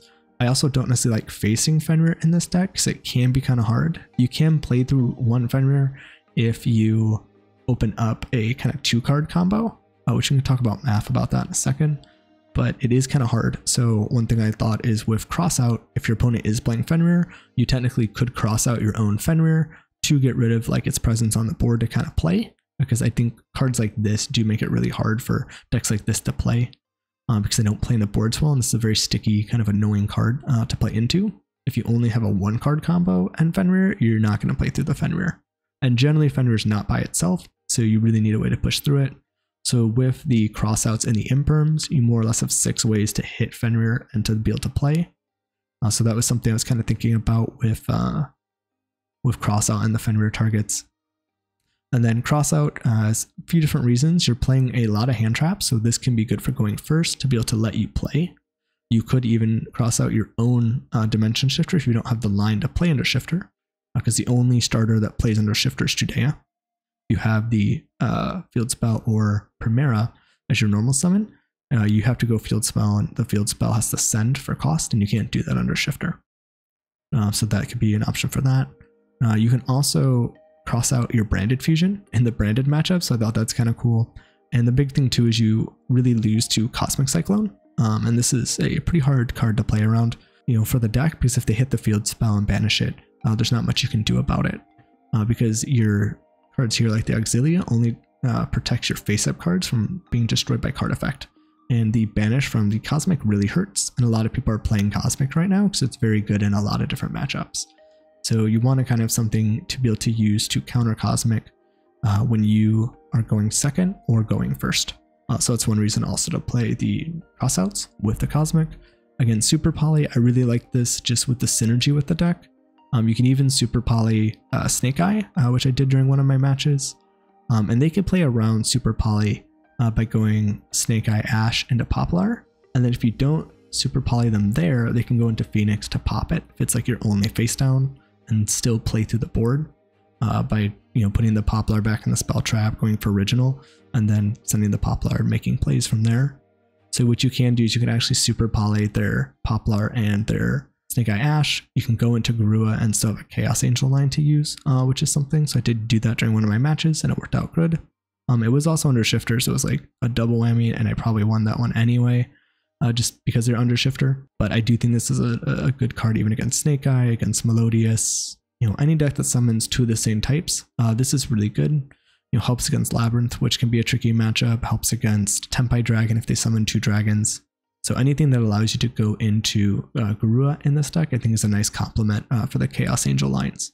And then one Cosmic Cyclone, it's good in the meta right now, which is really good, but it's also a crossout target. I would like to play more, and there could be some things you cut. And then we have Droll and Lockbird. Again, just a 2 of, I didn't really feel like maining this, and I think it was fine to not main it. But there are decks where this is good, and you can bring this in. And there's some patterns you can bring in that I felt like for bringing Droll in was fine in those matchups. It was okay, I can maybe even see cutting it, but overall I thought it was good. And in case people are playing like Medium or any very heavy decks that lose to Droll, I liked having this as well for Flu and other decks. And then I played the Cyframe package. So the 1 Gamma, the 3 Delta, and the Driver. I really like this package in this deck for a couple reasons. One, it's a card that a lot of people aren't playing, so if people are playing crossout, they probably can't cross out this. A lot of decks have really strong spell starters, so this is really good. It gave me some nice coverage in matchups that I didn't have a lot of cards for, like Pearly. I didn't really have anything because like with Pearly you'd rather have DD Crows than Bystials, so this was like a nice option to have against Pearly. It's good against Snake Eye, it's good against Voiceless Voice. You can hit a lot of cards with these, which is really good. And you can also technically even kind of play with this going first. It's a little risky because you'd have to do is keep your field open. But if you do have like, let's say you're playing stand up and you get Premier in the spell trap, you could technically pass there if you have like a Delta or a Gamma in hand. You can let them play into the board, you hit them, you summon the Gamma and the Driver. And then from there you can bring out the Primera, go into a Chaos Angel. But with that, you're using 2 lights. So if you have Chudea, you could also go into a Chaos Angel, but then have the Dark and Light. For the 2 bonuses and a banish. So there are some ways you can even use this going first potentially, but you have to kind of purposely not set up your board. So it's a little risky. I don't necessarily recommend that, but it is an option. So I think, this does have playability since you can kind of end on open boards and still synchro summon on the opponent's turn for plays. This also can work well if you start with the stand up and they try to Cosmic. It's another way with Delta to stop Cosmic if that's your starting play. So there's some, I think, interesting synergies. I like this a lot. I brought it in a lot. I used it a lot in the tournament. And I really like this package in this deck overall. So I thought this worked out really well. And I was overall pretty happy with the deck. But we're going to talk about a few shortcomings that I felt I had with deck building and some issues that I'll kind of discuss when I show the updated version right now. All right, so this is the updated version. Right now it's at 41 cards. I can talk about a few things you can do to bring it to 40 if you want. But there were a few things I didn't have in the deck that I wish I would have done. So one was Ogre. I didn't have Ogre in the side or in the main, and I really should have done that with how popular Tempai was going to be and seeing that people were starting to play this. I did get Ogred a lot. I didn't necessarily lose games because of Ogre. I was able to keep playing, but one of the things with Ogre is in my head I was mostly focused on them hitting the field spell, and the field spell can protect itself if you have another Centur-Ion monster card, which counts with these in the spell and trap zone or monster zone, because they're still monster cards even though they're activating as traps. If it said if you had a Centur-Ion monster, then it would have to be actually face up on the field. But you can protect this a lot by just starting with your monster, then going for stand up. They can't ogre it, but they can ogre the monsters when they activate in the spell trap zone. So if they hit Primera, your synchro turns pretty much die for the turn, which is really hard. So I really should have had at least one ogre in the side or main. So what I did is I took out 2 effect failures to bring in a Mourner and an ogre to kind of cover that with the crossouts, because Mourner was pretty popular too. So that was one thing I think I wish I would have done. And then in terms of the main deck, the other thing was maybe bringing the Gargoyle. I'm still not completely sure on this, but there was a matchup where, due to me misplaying a line, it would have been nice to have the gargoyle, but I could have avoided it overall. But having an extra name could be helpful. And this card can be nice for chain blocking, which could be really good if you're relying on the Exilia to go through. You can use Gargoyle because when it's synchro summoned, it'll have a trigger engrave, and so will the Auxilia on summon. So you can actually chain block the Auxilia to add this back to hand and let your search go through, or you can do the same thing with Legacia if you need the draw to go through. You can chain block with this, which is pretty nice. And it's also a Magnum target as a dragon, which could have some synergy as well. So this is something I think I would have liked trying to play. I don't think it's mandatory, but I think it could be helpful. So I did push the deck to 41, just get an extra slot in the side deck, but you can definitely change a few things up, and I can go over that in a minute. Another card I think maybe I would have liked trying to play is There Can Be Only One. You have a lot of different types, and you can pretty much do all of your lines without any concern, which is really nice. You just couldn't do like Auxilia into Crimson Dragon, but you could do it if you had like Legacia into Crimson for the lock. But you have a lot of really cool options. You have to be careful of a few cards, but overall There Can Be Only One works really well in the deck and affects a lot of the meta, which is really cool. Even though Floodgates are not fun parts of the game, but they're legal parts of the game, so you have to consider them. So that's something I think I will try moving forward. I also wanted to try 3 Super Poly. I really like this overall because I like that it's a good going first and second card in this deck. So I thought that was nice. You could also make some changes as well, like if you wanted to do 3 Cosmic, you could cut a Super Poly and There Can Be Only One and just do 3 Cosmics and 2 Super Poly, which is definitely acceptable to do. That is something you can consider. I also cut the Fenrir, so you could just cut Super Poly and There Can Be Only One and put Fenrir's back in if you do like that. The only thing is you play a gambling game with Fenrir. Are they going to keep Nibbin? And one of my opponents actually did keep Nibbin when I thought they were going to take it out, but due to the misplaying, it ended up hurting them. Because they could have nibbed me and they didn't, due to some mistakes they made. Another thing you can consider too is you can potentially move one of these cards here. I think would be like the flex spots outside of maybe Droll. If you don't feel like you need Droll in the format, I'd maybe take out 1 Super Poly if you want to just make your deck 40 and maybe move a card like Ogre or maybe Druid's Worm to the side instead. But then you got to make sure your side deck patterns work out and everything. So this is what I would probably be playing moving forward. The 41 versus 40 doesn't really hurt. The other thing I would have changed is the Elbaz package. I think I was playing 2 Mirror Jade, and it could just be a bad bias from the tournament, but I actually never got to Mirror Jade because even when I had Branded Fusion, I either got double hand trapped or triple hand trapped. So I wasn't even able to get to it because they always hit the Elbion. So I never even got to the second Branded to make it recyclable, because the idea with the Voiceless Voice Branded deck, when they would play Branded Fusions, they'd play 2 of this, 1 of this, 2 of the Mirror Jades, because it does give you recursion with the Mirror Jade sending this to grave. You get to get the Branded Fusion. You could go again by putting the Elbaz back. You really rely on getting Elbaz back into the deck to be able to reuse. So if they stop you at all with your ability to get Elbaz out, unless you play more than 1, the Branded Fusion kind of becomes dead. So I just felt like, from my experience, I didn't necessarily feel like you needed the recursive Branded Fusion Elbaz line. I felt like you can go with a minimum of these 3 to still play, and that worked out okay. And one thing I didn't play was Ignic Master Packbit, which did come up a couple times in the tournament where I got double hand trapped after having like Trudea as a starter and then going into Primera. And because they both got hand trapped, I didn't really have a line to go into besides just sitting on an SP, which I didn't feel was very good because you don't get to use the banish going first. You're just sitting on it and hoping the banish effect from SP is enough. Where what I could have done is done a Ignic Master Packbit line, and that would have been helpful because you can get 2 interruptions off getting double hand trapped there. So that is something I wish I would have played because it came up a few times during the tournament, and I think it would have been useful. So that's kind of just the update for the deck and kind of my thoughts on it. Let me know if you have any comments below. We can, again, do some deeper dives into this. We're just kind of covering it from a broad sense and assuming you kind of know how the deck works. And then also show some combos if you are a little bit newer and want to see how the deck plays. We'll kind of go over that now. Okay, so what I'm going to do is show some combos for the deck and kind of give you an idea of how the deck plays. So the first line will be kind of the more original combo that the deck would do with the Legacia, but it still gets you to a Calamity Lock, but there are some risks behind it, but I'm going to show kind of how that plays. A lot of these combos are pretty similar to how they work together, but we'll kind of discuss some pros and strengths to each one. So you use Primera as your normal summon here. You get to stand up. Stand up will let you send a card from hand, so that's why it's a 1.5 card combo. You send your Dead Prosperity. You could have used it, but you don't need to. You get your Trudea. Trudea can summon itself out because they're treated as traps, so they can summon during either player's turn. Trudea will then trigger, put itself back, and you can get Emeth. Emeth can then summon itself out. You go into your level 12 Synchro. Originally, you just go into Legacia because that was your only option. And then from there, you go to draw an extra card. You don't have to pop because the pop's optional, but the draw is what you get. And then during the end phase, you can place Primera back in the spell trap zone. And then from here, you can play under Nib, do a Calamity Lock by summoning these out, and we'll kind of show how that works.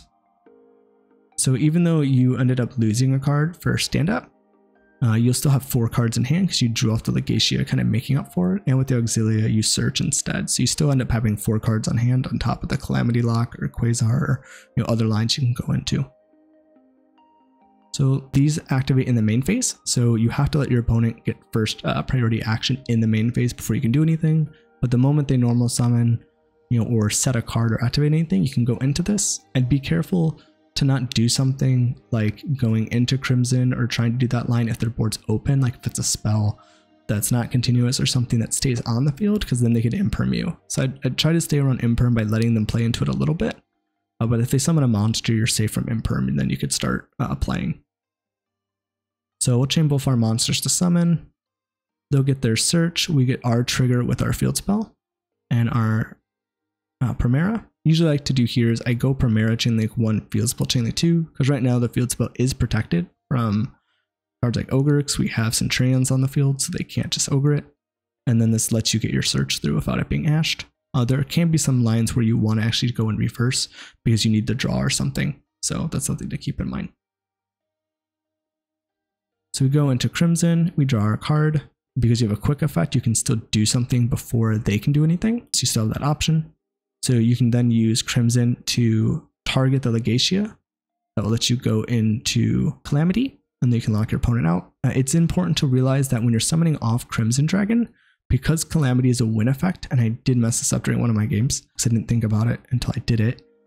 Anything that's chainlink 2 or higher when you're summoning a win monster type effect, and not wind, but like a win, this card is summoned, that can miss timing. Crimson Dragon needs to be chainlink 1, so that's why even cards like Mourner on Crimson Dragon can actually make you miss timing on the Calamity coming out. But from here, you would do a lock. Your opponent won't be able to activate any cards, and from here, you're pretty much probably won the duel, and the only thing they could really do is summon monsters. So that's kind of how you'd play, but the issue with the Legacia line is, it only draws you a card, doesn't get you anything specific, as well as the fact that they can banish your cards from grave with like DD Crows or Bystials for the Primera, and you can't get it back because you can only get cards back from the graveyard with Legacia. Alright, so what we'll do is kind of show the next line that we've kind of seen become more popular now due to Auxilia. Alright, so this is going to be the same line, but now I'm just going to use Trudea as a starter because it's pretty similar, but pretty much the exact same thing. And I'll also show a line under Shifter with Trudea as well. So use Trudea, Trudea places itself back at Primera, Primera gets the field spell when it's summoned. You activate the field spell, trigger the effect after it's activated, send your card. From here we're just going to do Gargoyle because you can chain block the Auxilia, which is nice. You'll go in Auxilia and then you'll do the Gargoyle, so it's chainlink 1 Auxilia, chainlink 2 Gargoyle. That lets you add back Gargoyle to then block the search for Auxilia. From here, you can just get your follow-up, and then during the end phase, you can place the Primera, even if it's banished, back in, and again, you have the same Calamity Lock from here that you did before. You let your opponent normal summon a monster, you chain your cards, you summon out Trudea, summon out Primera. Again, Primera chainlink 1, field spell chainlink 2. You link these away into Crimson. Again, Crimson's a quick effect, so the moment your opponent normal summons anything at this point, you pretty much have the ability off their first activation to go through all of this if they don't have responses. Because you're just hitting triggers and quicks that you can do before they kind of goes back to them to being able to activate or spell speed 1 card. So you then go copy the Auxilia and then go into Calamity.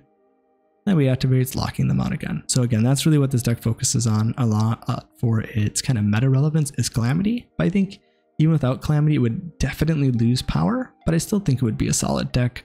And there are some replacements like Red Nova. It's not nearly as good as Calamity, but there are still ways you can play it. And I still think this deck would be good even without Calamity.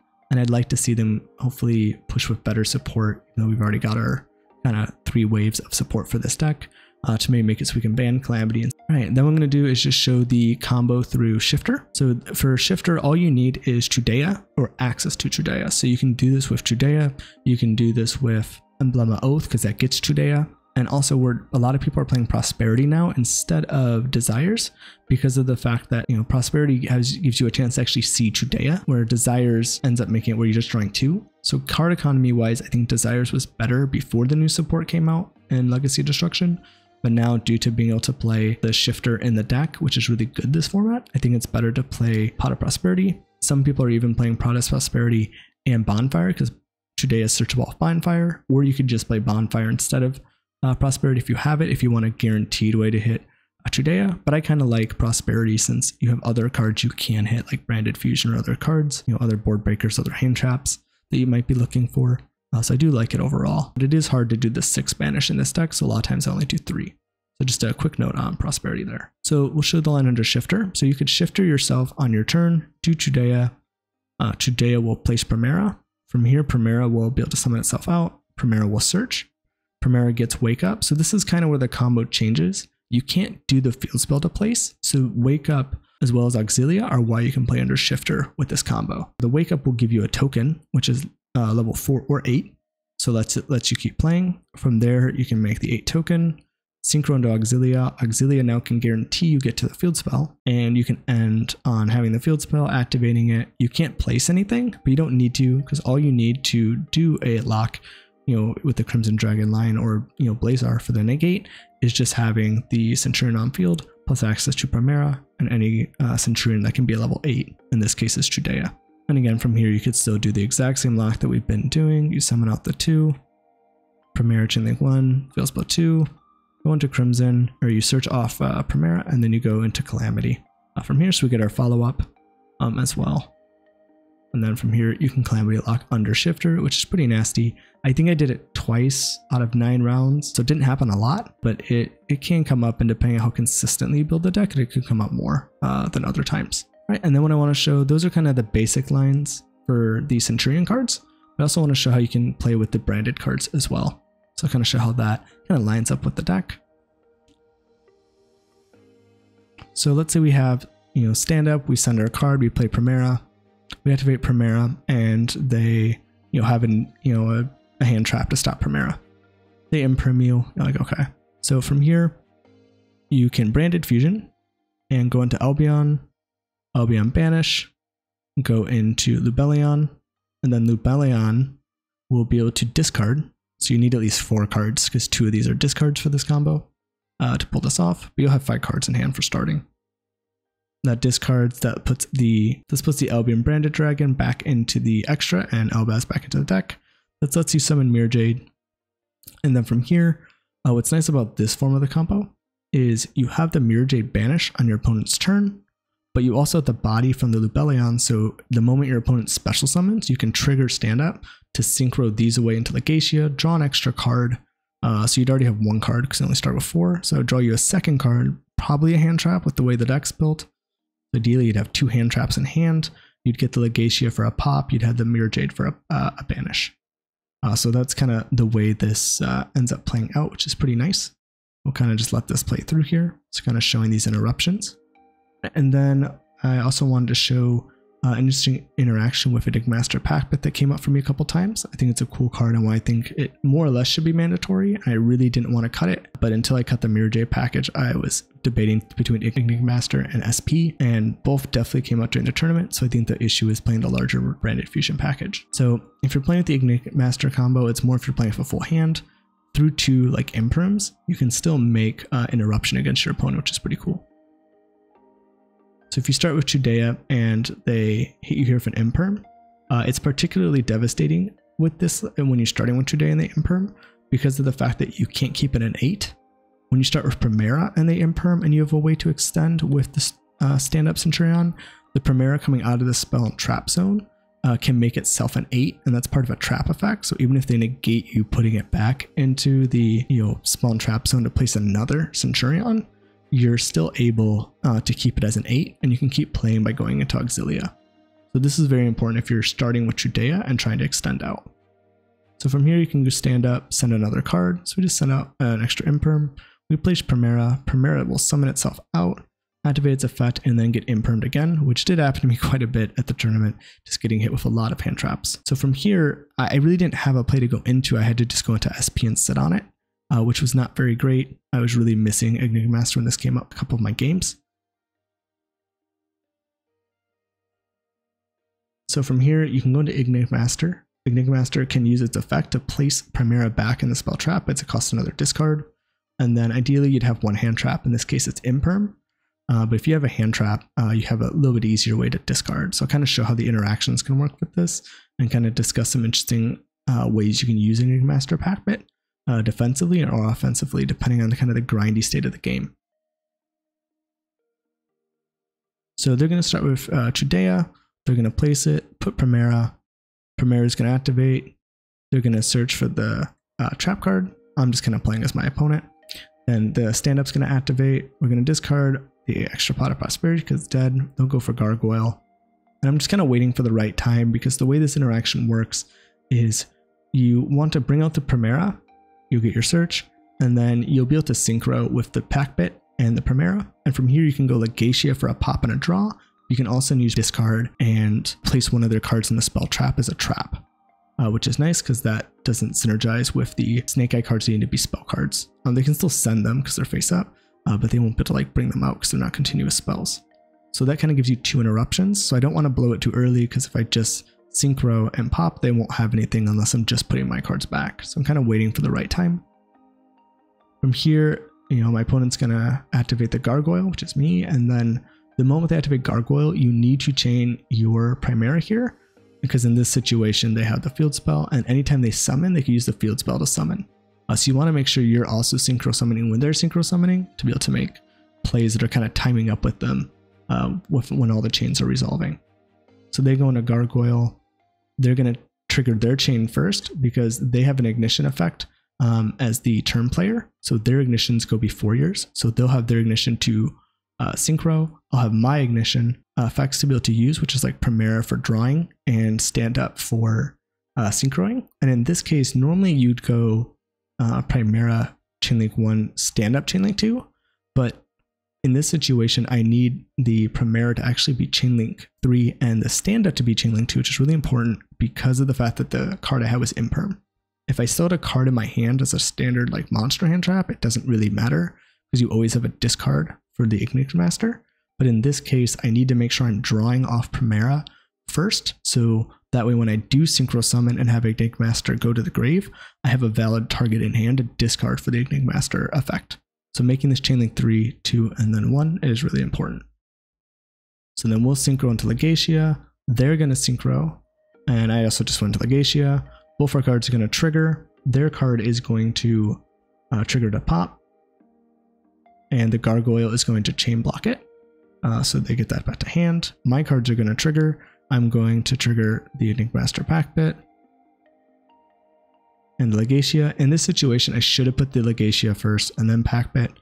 Just a misclick. But overall, it's better to do this when chaining orders. That way you can make it so they can't like Ash or the Legacia for the draw. So this would be safer. So again, this should be chainlink 3. The Pack Pit should be chainlink 4.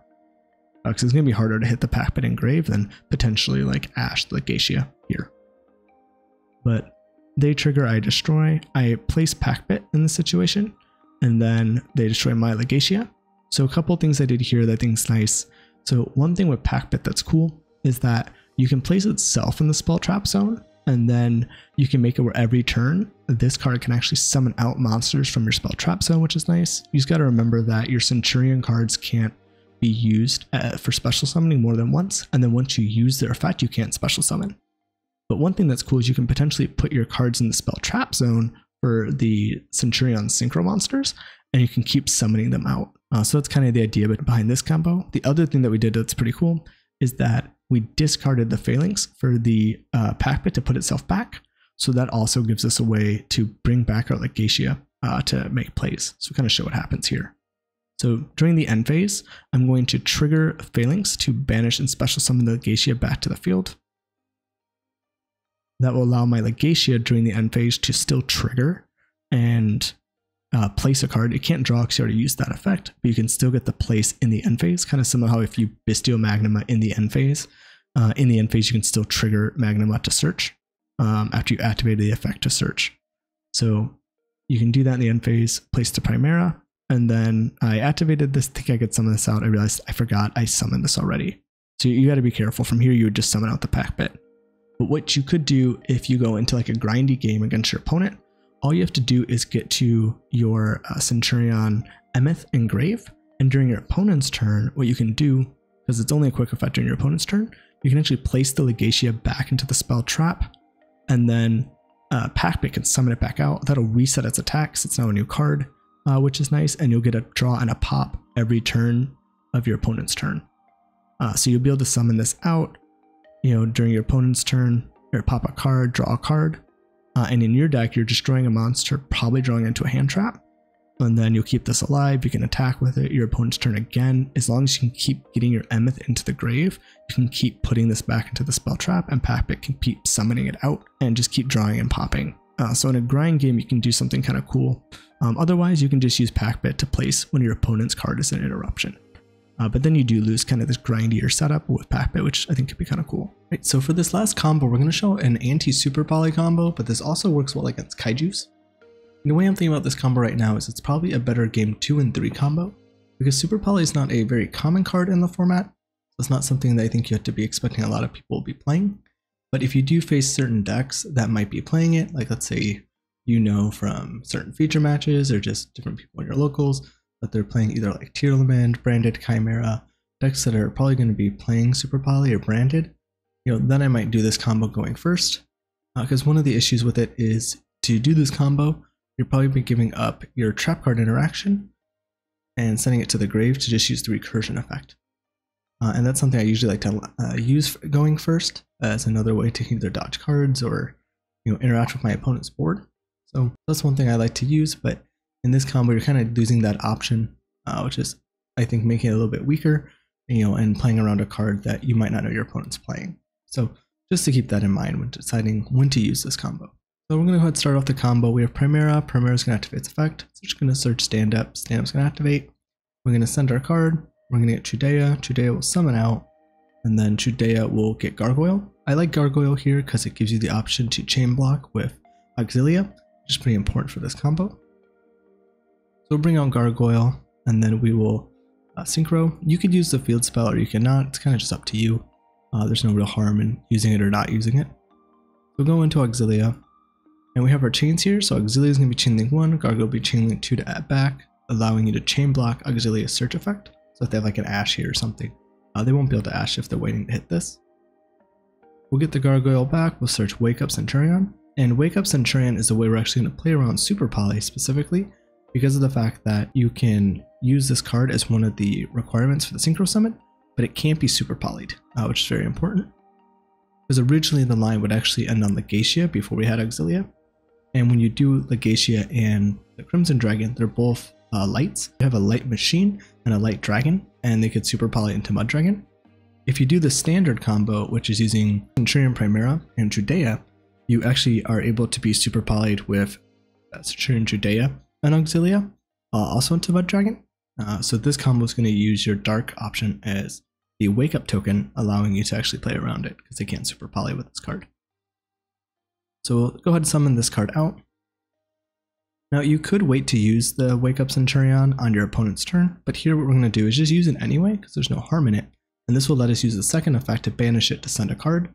And this is going to allow us to send the trap card to the grave, which makes it if they were to remove our monster before we even do our plays, like let's say they start the Kaiju and get rid of the Auxilia, the trap can bring the Auxilia back, still allowing us to do our full Calamity or Crimson Dragon into Blazar line, whichever is more applicable on the matchup. So we'll send the trap, we'll end our turn, we'll use the end phase effect of Auxilia to bring back Primera, and at this point it's pretty similar. The only thing we traded with our normal combo is we had the Wake Up token instead of the Phalanx set.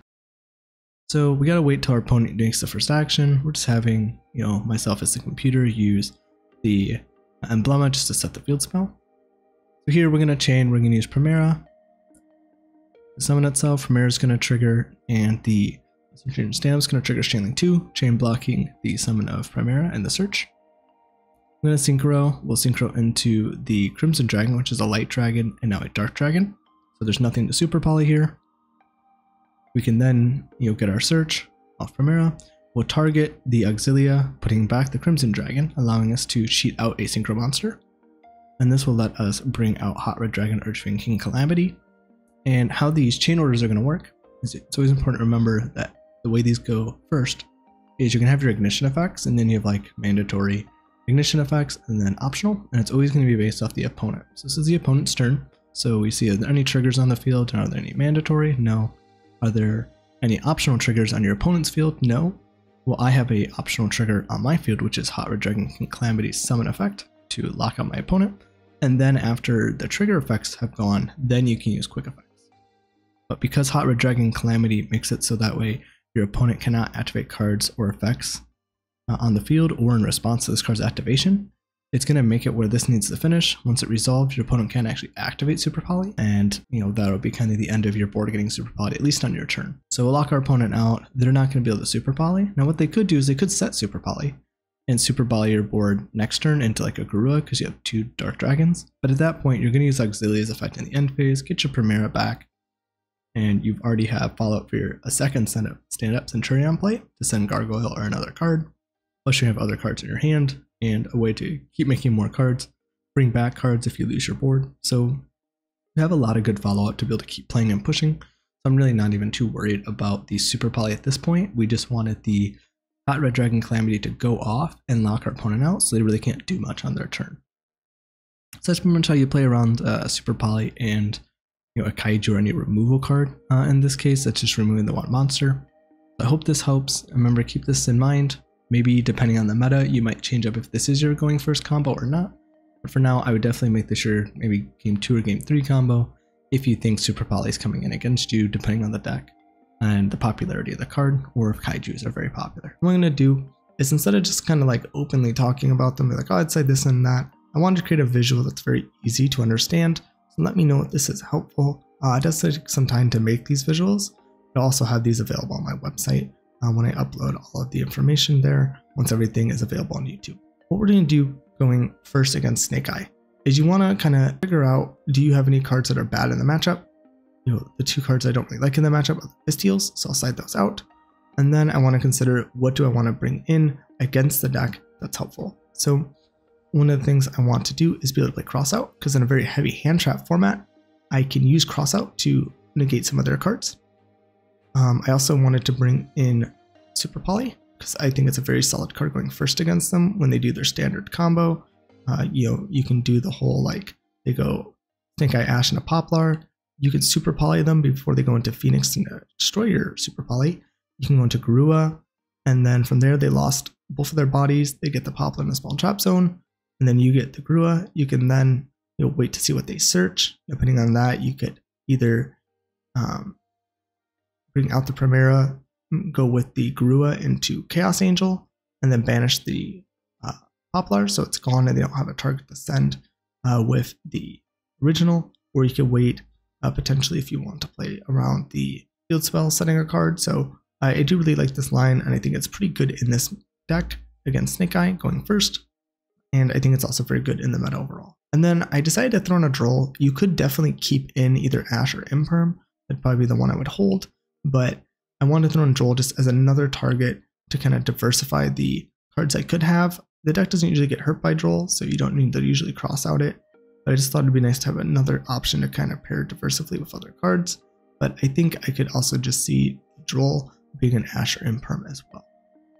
But something I wanted to try out. And then it's okay to take out some hand traps in this situation to kind of put more of these cards in, because going first, you just mostly want to pull off your combos, so these kind of help with that. Super Poly also helps going first if you get hand trapped a lot, giving more plays to probably do against most decks, which again is helpful. And also the crossouts work well if you don't get hand trapped. you can hold the cross out for a Cosmic if they try to Cosmic your field spell going second, stopping you from Synchro Summoning. It's also very good there. So you don't need to have as many of these hand traps, just because as long as you have like 2 of the main ones and 1 of some of these others, you have a pretty good diverse range of cards to hit with the cross out. I did take out the shifters just because I'd rather draw these cards than necessarily shifter. My deck doesn't focus around turboing out Judea constantly. I mean, I have the Judea, I have the Emblema, I have the Prosperities, but I'm also not playing the Bonfires. If I was playing Bonfire instead of Branded Fusion, then I would maybe consider keeping in shifter because you have a much higher chance of getting Judea. But because I'm going first and I don't necessarily need shifter, I feel like it'd just be better to draw any of these cards plus other cards to reinforce my board than just trying to rely on shifter in this situation. But going second, I think shifter's a lot better. Next, we'll talk about cards going second. So going second, again, we're going to see, is there any cards we want to take out? I'm taking out the Bystials, and what I'm going to bring in is some more hand traps. So I'm going to bring in the Cyphering Package. You have the Gamma, which is good against Ash, and you also have the Delta, which can be good against the field spell or the original. Probably better against the original, but not terrible against the field spell. Just kind of stopping their kind of extension and recursion. So it pairs well with other hand traps. Also, again, considering bringing in the Troll here for just more diversiveness. So that's pretty nice. And then the cards I took out, Infinite Permanence, Ash, Mourner, Ogre, and then Magnamuts. So going second, I'm not necessarily playing crossouts, so I'm not worried about trying to get the Ogre. Ogre's not very good. You could definitely keep in the Mourner. It's definitely not bad, but you do have to remember that if there's special something on your turn, the Mourner isn't as good. So I just thought maybe pairing these other cards that I do have with the Droll could be helpful.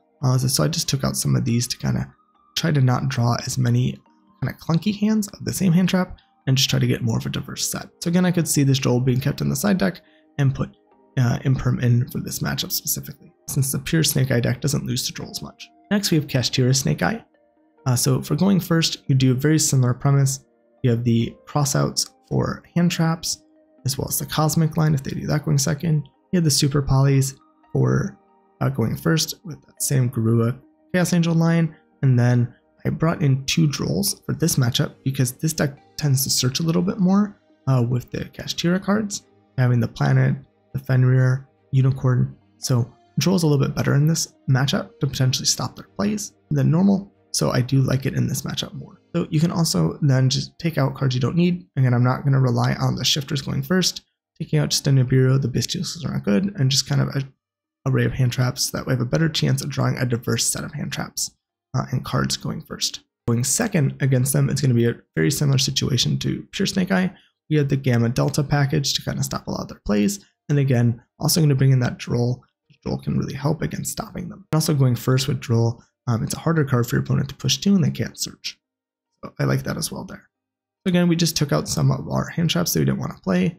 I did decide to keep in 2 shifters going second, because again, as a 1-of card, this can stop their deck. As a 1-of card, this can stop them. As a 1-of card with Nibiru, it can hurt them pretty heavily. And then I decided to actually keep in the Ghost Ogre going second against them, because Ogre can be pretty good against the Cartesia engine if they end up going for Birth, which they pretty much always do in this deck. So that's also another good card you can potentially hit and keep in going second. That might not be as good in the other Snake Eye matchups. Next, we have Fire King Snake Eye going first. Side pattern is going to be the exact same setup as the Cartesia one. So that's kind of another easy pattern just to do since they're the same. But you could also come up with some other patterns if you want to keep shifter in as well. But there's just my preference to not necessarily rely on it going first. In matchups, right, other cards that I felt were good too. So for going second, we're going to have, again, a very similar pattern, I think, to Cartesia, if not the exact same. But we're doing Cosmic Cyclone, because I think this is also very good going second against them. So you can get the Island, you have the Cyphering Package, and then the Trolls. Again, another good card to kind of cut them out from their Fire King engine. So next we have Tempai Dragon going first. So this is kind of what I think are the best options that I have in the deck. So you have Cosmic to kind of hit their field spell. You have There Can Be Only One, which can stop them from summoning anything but dragons, which is pretty nice. So that'll pretty much lock them out of the game. You have the Crossout Designator to help play through hand traps since they're very hand trap heavy. And you also have Super Poly, which can be good for going into Garua and kind of sitting on Chaos Angel for defense. They can't OTK you.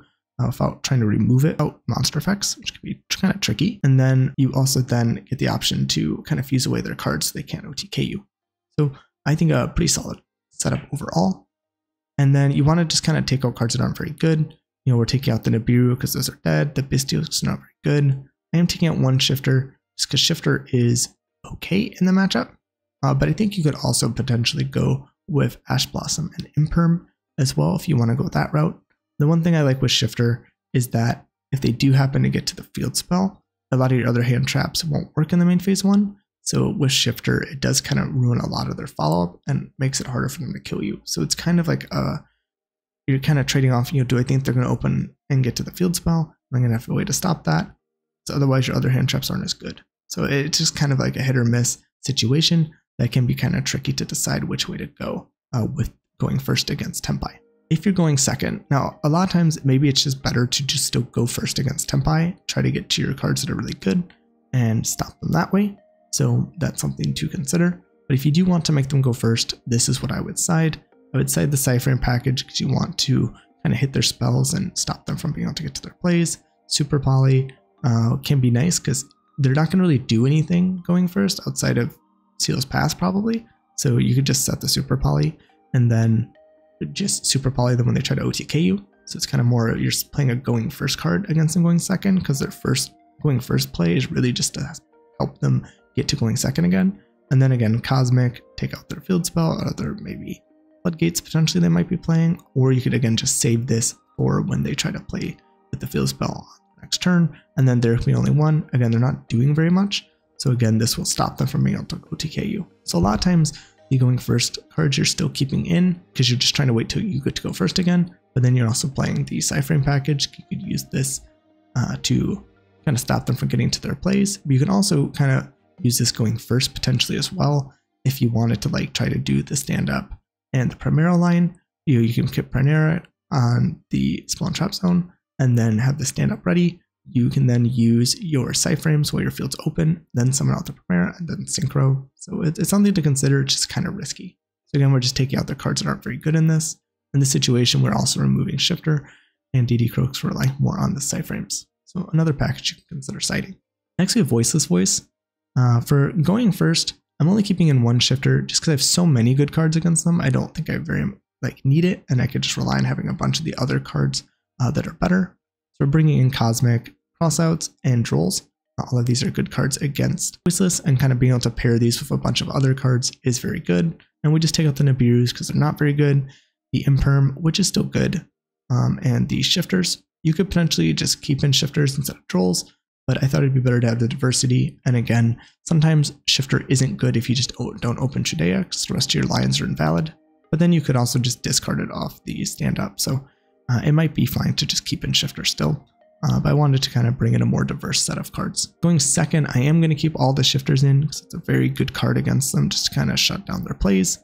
And then we're just going to take out the cards that aren't as good, taking out the Nibirus, taking out the Mourner, going to take out Imperm and Ash. Both of those are still good cards against that matchup, but I wanted to bring in the Cyframe package, and I thought again, Droll being paired with other cards is still pretty good against Voiceless, even though they can technically play through one Droll if they have the right hand. But I just kind of wanted to focus on cards that really lock them out because it can be kind of hard to hand trap Voiceless to an extent, depending on the cards they have. Sometimes they fold to one, sometimes they play through two. It just kind of depends. All right, so for this side deck pattern, we're going over Branded Despia going first. So we have some cool things that we can side in going first against them like Crossout, because we're actually playing Branded Fusion. So we can hit one of their main cards, which is cool. You could also like cross out their Crossouts if they have Ash. So it's another thing you can use. We're also going to bring in Super Polys. Super Polys are really nice just to kind of hit their boards because, you know, certain hand traps are good against the deck, but they can play through others. And we kind of want more of a blowout card because the deck's very grindy, very good at playing. And we're kind of looking to either hit them with like a Predis Magic Spelia or a Garua, depending on what they're ending on. Other cards we're taking out, we're going to take out Nibiru because it's not very good against Branded. We're going to take Ogre because Ogre's not that great either. We're going to take out an Effect Veiler and one of our Shifters. You know, Shifter is decent against Branded because it takes out a lot of their recursive ability, which is nice. So Effect Veiler is okay against the deck if you just hit like an Aliber and stop them there. But they can kind of play around this to a degree with being able to use Branded Opening in a phase that's outside the main phase. So that's pretty good. We can again keep the Effect Veiler for once they summon with Branded Fusion, but if they get to Branded Lost, then you're not able to use it. So I'd rather just take out the effect failure, keeping the imperms for any Aluber plays, or Cartesia plays, or different things like that, and then keep in some shifters, just to kind of help try to lock out the rest of their plays. You could technically also take out Mourner and 3 shifters if you want to do that. There's definitely some options to consider, and then the Bystials are very good to kind of stop you from getting Gimmick Puppet locked and give you some resources. Another thing we're going to consider is using the Centur-Ion package. Now you could use this if you're able to get to stand up Centur-Ion and just place Primera and pass there. You have like your Delta or something in your hand, you could use that to negate a Branded Fusion, but I feel like that's kind of risky against a deck that's so gas. I don't necessarily recommend this, but I guess it's something you can try out if you're thinking about it. I think for now I'd just rather rely on actually making my board, because the boards are very solid. You can make some strong lines to kind of stop them from playing with Calamity and other lines that you're doing. So I think that is pretty helpful still. So I don't know if I would really do this, but it is something to consider as like an option. It just really relies on you getting your stand up to Primera and kind of ending there, or just like a way to set this up to a degree, because you can have a monster on the field. I guess you could also technically side this in if they're like super poly your board, then you have an open state where you can then like use Delta on them, but that's kind of also kind of like a counter siding play that could be kind of risky. You could consider this maybe okay if you're taking out some hand traps you don't like, because of the fact that you're able to send these off stand up Centur-Ion. If you do draw one of them, it's like a dead card. So it's not a terrible idea, but I think it's something that might be a little too risky. So for going second, we are going to bring in the Centur-Ion package because it's very good with Delta hitting, Branded Fusion. Gamma is good again any phase of hitting like Aliber, off-branded opening, or anything like that. And then we're also going to be in the super polys as well. So if they do get to go off, we have a way to kind of break their board and try to stop them. So that would be very helpful as well. And then I'm taking off some different cards here. So I'm taking out the Nibiru's because I don't think those are very good. And we're taking out Ghost Ogre and Effect Fader because I don't think those are very good. And in this situation, I am going to take out the shifters just because I'd rather prefer these. Shifter's kind of a weird card where it is good in the deck, but depending on your hand, you might not be able to play. And we do have lines again you could do with Trudea as a 1-card starter, but because we're also playing Branded Fusion, we're not playing Bonfire, we have not as many ways as maybe a fully committed deck to getting Shifter, so I think it's always a little riskier. Shifter's not amazing in this matchup as a blowout, but it does help, but I'd rather just kind of rely on the cards I have. If you do want to keep the Shifter in to some degree, I would consider maybe taking out the Mourner for a Shifter if you want to just keep one in the deck. But again, I do like this overall setup, and I think it's pretty solid and can do well against the deck. So next we have Melodious. So Melodious can be kind of a hard deck to hand trap, so I want to focus more on just kind of breaking their board. So I want to bring in super polys because you can super poly them for Garua, which is really nice. Putting Cross out for going first. So again, they do tend to be able to play a lot of hand traps, so it'll let us play. I'm going to have There Can Only One because they're all light fairies, so that'll help there. And then also Cosmic because that can be nice for a cross out, but also can work against like their pendulum skills as well. So something to consider. Another card that kind of has that dual utility, which is what I really like with Cosmic. So I'm not just bringing in to stop them from countering me, but it could work in either way. And then we're just taking out cards that aren't as good. Bystials are okay against them, but I've used them and before, and they just kind of can play through it sometimes. Nibiru, they can play around and potentially play through. And then, Shifter is a good card against them because you usually need their grave. But again, I don't necessarily want to rely on it too much, so I don't mind taking 1 or 2 of those out for other cards that I'd rather just draw in combination with other hand traps or other going first cards. Going second, I'm going to bring in the Centur-Ion package, the super polys, and their Chameleon one. Their deck doesn't do a whole lot. It's kind of like hand trap and mid-rangey. So I think there can be only one could be fine against them, because once you get it activated, it's going to make it hard for them to play since they'll only be able to have 1 fairy. And then you have the Centur-Ion package, again, very good with Delta being able to hit Asanato and other spells that they have that are key, and then Super Poly for just ending their board. And then again, we're keeping in Shifter and 1 Magnemut, since Magnemut can search the Gargoyle, and Shifter's pretty good against stopping a lot of the follow-up plays that they have. Next we have Labyrinth. So Labyrinth is a little bit harder going first to side against because we just don't have as many good cards. So we're just going to bring out Crossout since they do tend to play some hand traps. We're going to bring in Super Polys, there can be 1, and Cosmic, very similar to Melodious situation. If you do consider maybe dropping Drolls for Bell, since that's good against Asanato, Labyrinth, and other cards. that would give you more side deck options as well to consider. And then going second, we're actually keeping the exact same side pattern just because of the fact that there isn't much that you still want to keep in, and we're just taking out the shifters and the Nibiru's because again, they're not very good, and same with Ogre and Mourner. So against Pearly, going first, we're going to be bringing in Crossouts, their Chameleon 1, and Cosmic. Again, we have the same crossout theory that we've been using, and their Chameleon 1 is very good against them since they're an all fairy deck. And then we're just taking out like the Nibiru's, the Duosworm, and the Imperm. We're going to keep the Magnemud in just because again, it can search Gargoyle, so it's not completely dead. And you can also use it to make Chaos Angel lines, which is nice. Going second, we're going to bring in the Cyframe package, their Chameleon 1, and Cosmic Cyclone. And we're going to take out the shifters and the Nibiru. I think going first against Pearly, it's a little bit better with Shifter, because at least all the time that they're activating their quick spells to summon, they're banishing those cards. Where when you go second against them, if you activate Shifter, they could just chain and discard to keep those in grave, so they can play around it better. So going second, I don't like Shifter. Going first, I think it can be okay. And that's one of the reasons why I like the Delta package, is it gave me a lot of coverage against decks I probably wouldn't have had cards for, like Pearly, normally. So I do like that this helps against that as well. And then again, Cosmic is good against my friend in Street, so I think this is a very solid side deck pattern for them. And again, Ogre also kind of hurts them as well, which is nice. Then we have Yubel. So going first, I'm going to kind of take a similar approach to Melodious, try to take out their monsters utilizing Super Poly, being able to use Crossout to stop any hand traps, potentially. Their Chameleon 1 and Cosmic. I don't think Yubel plays a ton of hand traps, but I think they do play some. So I'm just going to play it to also be able to help against Cosmic, and Cosmic is good against them. So again, dual utility on that. I'm going to take out the Shifter. Shifter's still good against them because it stops the Unchained lines, but I figured in this I'd maybe rather just keep the Duosworm because some of their Yubel cards do work from banishment, so I'm not sure if Shifter's as good, and I kind of rather than just have the utility of drawing other cards than Shifter, which either might be dead or something I have to discard, and maybe there's something else I'd rather keep. So that's why I'm taking out the Shifters going first against Yubel, because I feel like they're probably not that good, but I don't have a lot of matchup experience with Yubel, so maybe I'm wrong and Shifter should stay in. Going second, I'm going to bring in Cosmic. There can be only one, Super Poly, and the Cyframe package. So going second, the Cyframe package is great against stopping like their spells, especially the Pain one. Cosmic is also good against that, make it so that way they can't deal that damage to you, which is helpful. There can only one is really good against the deck as well because it's a Fiend deck. And then Super Poly is very good against them as well since they fall into it with the Draco Stapelia and the Grua. So very good options for them with Super Poly. Next we have Flu. So going first against Flu, we're going to take out Nibiru, the Shifters, and the Mourner because they're dead. And we're just going to bring in Super Poly, Troll, their Chameleon 1, and Cosmic. Now Super Poly is not as good against Flu, but they will probably get to a point where they have two Wing Beast that are both Wind and Wing Beast, and you can make Grua. So it might not be live right away, but I think at some point it will, and it's better than the cards that you had in anyway, so you might as well put it in. Second, we are going to keep Cosmic, their Chameleon 1, Drolls, and the Cyframe package.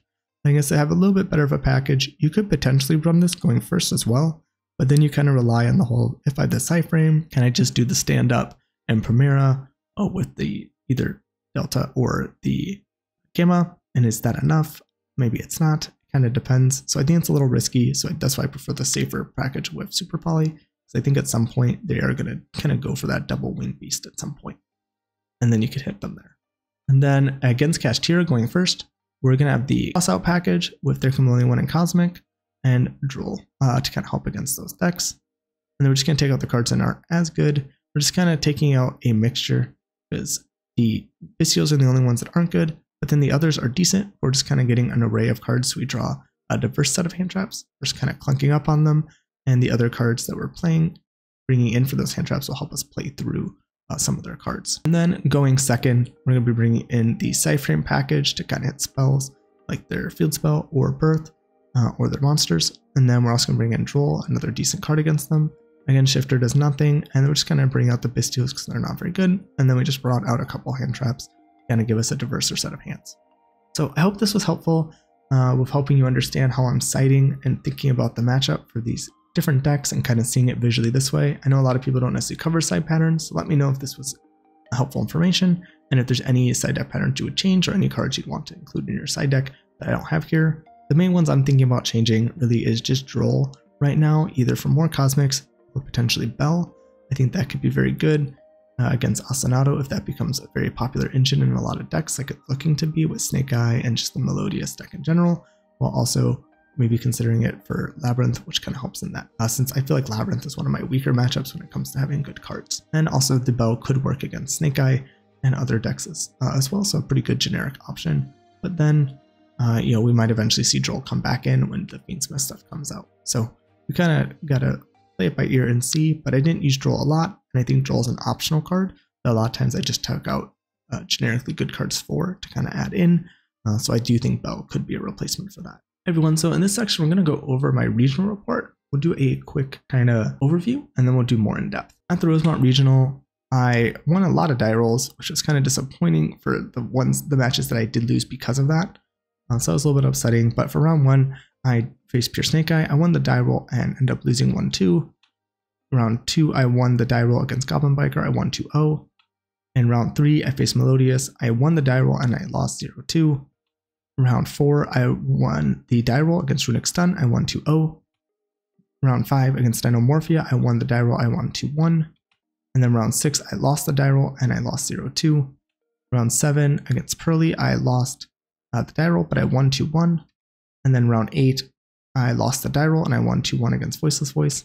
And then for round 9, against Cashier Snake Eye, I did win the die roll and I lost 1-2. So I'll go through these matchups, kind of discuss what happened. A lot of the matches I think I could have won that I lost, and the only one that I felt like I lost that I really didn't have a chance in was just the Labyrinth matchup. My opponent opened up well, he played well, and I did make some mistakes, but overall, even looking back, if I would have played just slightly better for the minor mistakes I made, I don't think I would have won in those situations. I think the Labyrinth matchup is kind of hit or miss, depending on how different things open up and what you get to.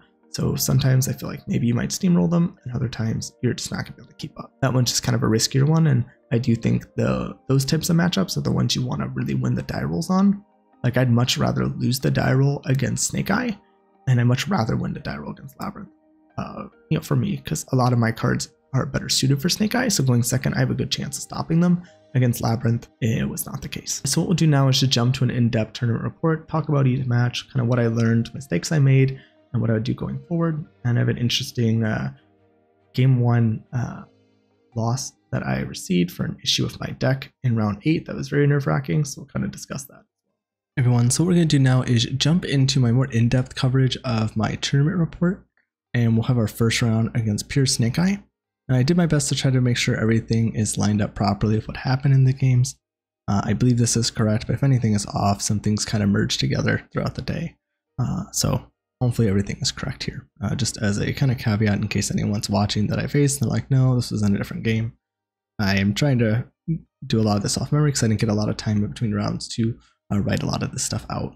So I didn't get to record it like in the moment to make this completely accurate as possible. So what we're going to do in this one is go over my Pure Snake Eye matchup. I definitely made some mistakes in this that did make this a lot harder, and I think could have won this match overall due to better technical play, and that was just kind of an issue on my part. I did win the dice roll, which was really helpful for the first round, so it's a big win there.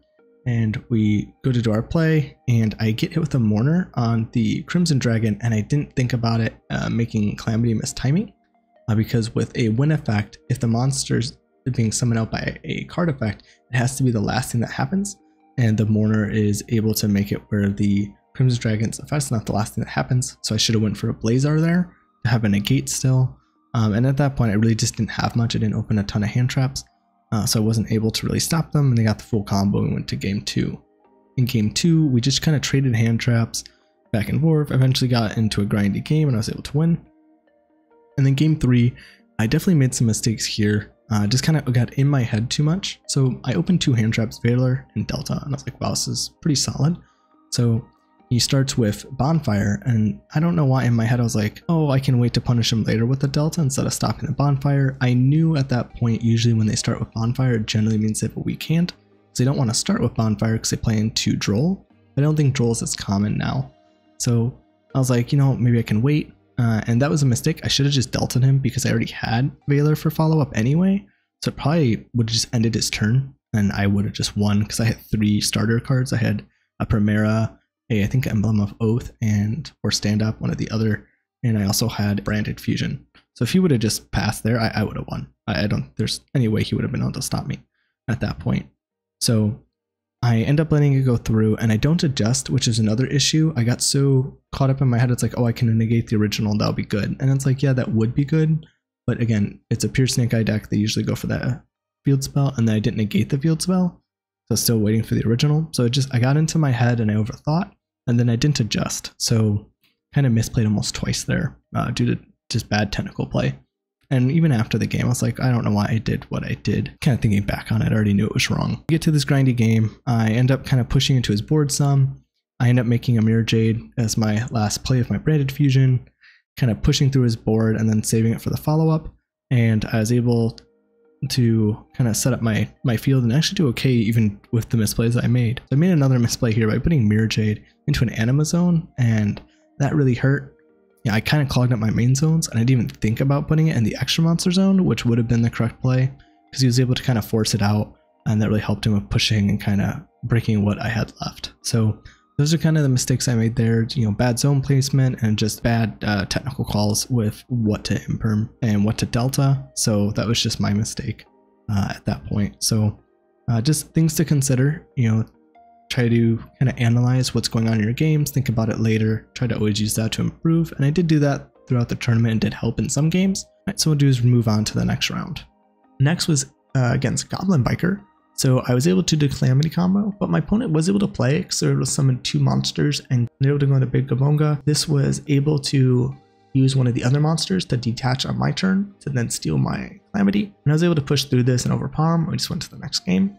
And then game 2, my opponent misplayed with his hand traps. So I ended up siding in Fenrir because I didn't think he was going to keep a Nibiru's, but he had like Imperm Nibiru, and he just Impermed me to stop me from playing.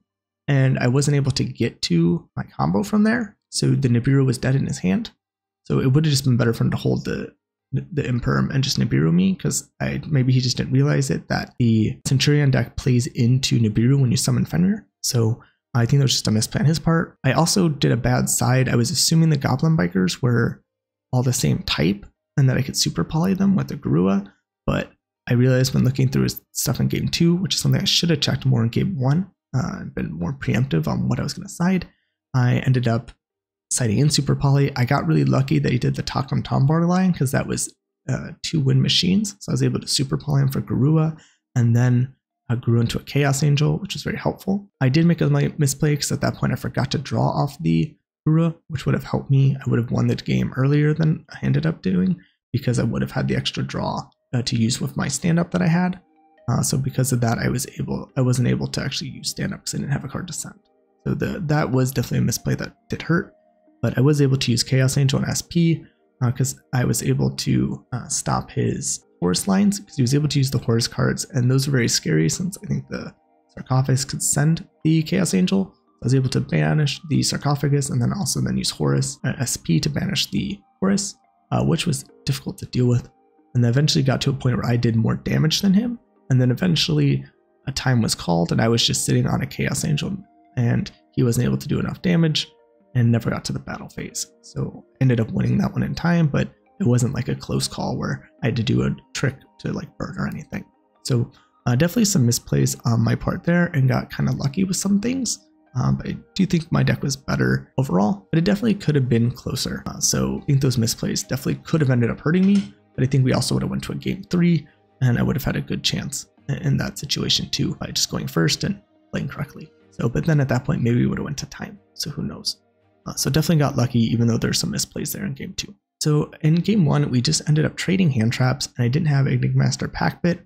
I started with Judea and then used, played through one hand trap, extended into stand up, got Primera, got hand trapped again. And I didn't really have anything I could do besides SP, which kind of sucked. So in this situation, I really did miss the Enigmaster Packbit not being in the deck. So it's something I would have liked to have done and had. And in that case, I could have actually used Enigmaster Packbit, put Primera back and then have a double interruption on his turn. And I think that would have really helped. He plays through this few interruptions I did have in my hand traps, and I can't push through his board, which I tried, and it was just too floaty and too sticky. Game 2, I misplayed my Calamity line. I drew Emmet and I discarded it, thinking I could still make the line work. where I should have just went for the wake up after discarding it, or I should have kept it in hand. But my opponent said he had nothing for the Calamity lock, so if I would have Calamity'd him correctly, I would have just won. It was just a misplay on my part, and I just did the wrong line and messed that one up, so he would have at least went to a game 3. I don't know if I would have won this one, but there were some deck building issues in this one, and then technical play issues in game 2. So I think there's definitely chances to have won this matchup. And that was just unfortunate, and ideally game 2 is really hoping to also draw the super polys, which I didn't see. So definitely upping the count on that feels better in the future. So game 1, I won the dice roll, and this is one of those where I'm glad I won the dice roll. I do feel like this deck is a decent matchup against Runic Stun overall, but these types of games are the ones I want to win the matchups on more, just because they're a lot scarier going second into them. So game 1, again, good dice roll win and good matchup. I was able to stop Hugin, and he also made a misplay of his Runic, targeting the stand-up Centur-Ion, which was protected, so that helped. I was also able to make a really good play where he ended up using his Hugin and I think a Trickstar, because he was playing a Runic Trickstar stun, which was interesting because he was using the Reincarnation to banish more cards out of hand, try to get key cards away, and speed up the banishing of the deck, as well as using just the standard Trickstar engine as bodies and recursion. So I thought it was pretty cool and an interesting way to play it. You do, I think, lose to some extent some of the trap card options, but you get more bodies and more banishing options, so it definitely seemed interesting. He was able to then go into SP. Instead of targeting my field spell, he targeted Primera, which maybe was the correct move. In his head, I don't know if he knew if I had the Phalanx down, but he banished my SP, and then I used my Primera to summon itself, so that made it so that way it was no longer the same target. And then I used my triggers. I activated the Primera as Chainlink 1 and Field Spells Chainlink 2 to search and synchro. He tried to use the Phalanx to remove my Primera, and then I was able to banish the SP with Phalanx, make it so that way the SP wouldn't go through, because SP has to banish both. And I was able to make my synchro line. As went to Crimson, I waited and I didn't shotgun it. I only had a couple cards in hand. He set them because he didn't have Fountain. And then once he set them, I was able to use Crimson to go into my Blazar. And then he had a skill drain set, but it didn't matter at that point because I had Blazar to negate it. So I made a really smart play there. So that ended up working out well. So I thought I played well in that game. And then game 2, I was able to imperm Hugin again. He wasn't able to get to Fountain, so it was huge. And then I did make a small misplay. It didn't really cost me the game. I was in control of the game the whole time, but it did make it where the game took longer than it should have. I was able to Ash Blossom his Reincarnation. I don't know what happened. I was like, oh, I think I can Ash Blossom that. I read it and I was like, oh, he's not drawing for some reason. And in my head, I'm like, you can't do that, but obviously you can. So I just messed up there. I ended up banishing my only Elbaz in hand and then drew into 2 Branded Fusions, which are dead. If I would have just ashed that, it just would have been safer. But I was able to set up a really nice grind game of Auxilia and Primera, where I eventually had 2 Primeras in my spell trap and Auxilia, so I could bring one out and keep one in the spell trap, which protected my Auxilia, which is also protecting my other cards, which made it pretty hard for the Runic deck to play through my boards. And I just kind of overpowered him and out-resourced him because he wasn't able to get to Fountain, which is very good. So again, a good matchup, but I think overall good technical play too. But the guy was really cool. I really liked his deck and it was really fun talking to him. This is round 5. I went against Dinomorphia. I got very lucky and also won the die roll here. So I won a lot of die rolls, I think all of them at this point. But I was feeling pretty down that I lost some games that I shouldn't have, especially being so lucky with so many die roll wins. But game 1, good die roll, and I set up Blazar and I outgrinded him. I just couldn't get to his play going. Game 2, I felt like maybe I could play through his board. He just set 5, negated a lot of my cards, and I just was not able to grind through it. So we just go to game 3. I think that's one thing important to realize with Dinomorphia is I think one of the strengths of Dinomorphia is like a hidden one, that because they're constantly lowering their life points, you always feel like you have a chance to win. He had like 500 life points. I'm like, if I could just attack, I'll win. And I just couldn't get to that point. And we went to game 3, and that was the right call. And then in game 3, I opened Super Poly in my starting hand going first. And I was like, okay, this is how I'm going to win the game. I'm going to use this to really outgrind him and like choke him out once he uses a lot of his cards. So we get into like a grindier game, and I wasn't able to get to like any like Blazar lines or anything. So we're just kind of in a grindier game. I end up super polying my Lubellion, which was negated, and his fusion after he already lowered his life points to like lower than 500. I was super polyed him and went into Draco's Tabelia and ended up attack game for game, and you just couldn't do anything about it. He did say that was the first time I got super polyed that game, so kind of holding that super poly, really waiting to find the right time to use it since he can't respond to it or negate it. And I was really hoping to take both of his fusions. If he brought both of them out, like the Rexstrom and the other one, that was kind of the plan. But it still worked out, ended up winning, so I played well on all of those games too. I don't think there's really any misplays there. And then round 6, where I wish I would have won the die roll, I opened Imperm and Effect Veiler, which isn't terrible against Labyrinth, but he just set 5, so I was like, cool, these don't do anything. I did have a minor misplay where maybe I should have Imperm Lady.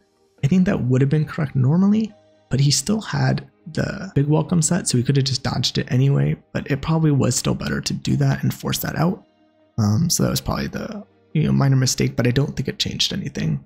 And then game 2, I got double impermed, and he was able to discard a rollback with his furniture and then got into his play. I wasn't really able to do anything. I had Primera and Branded Fusion. He just hand trapped both of them.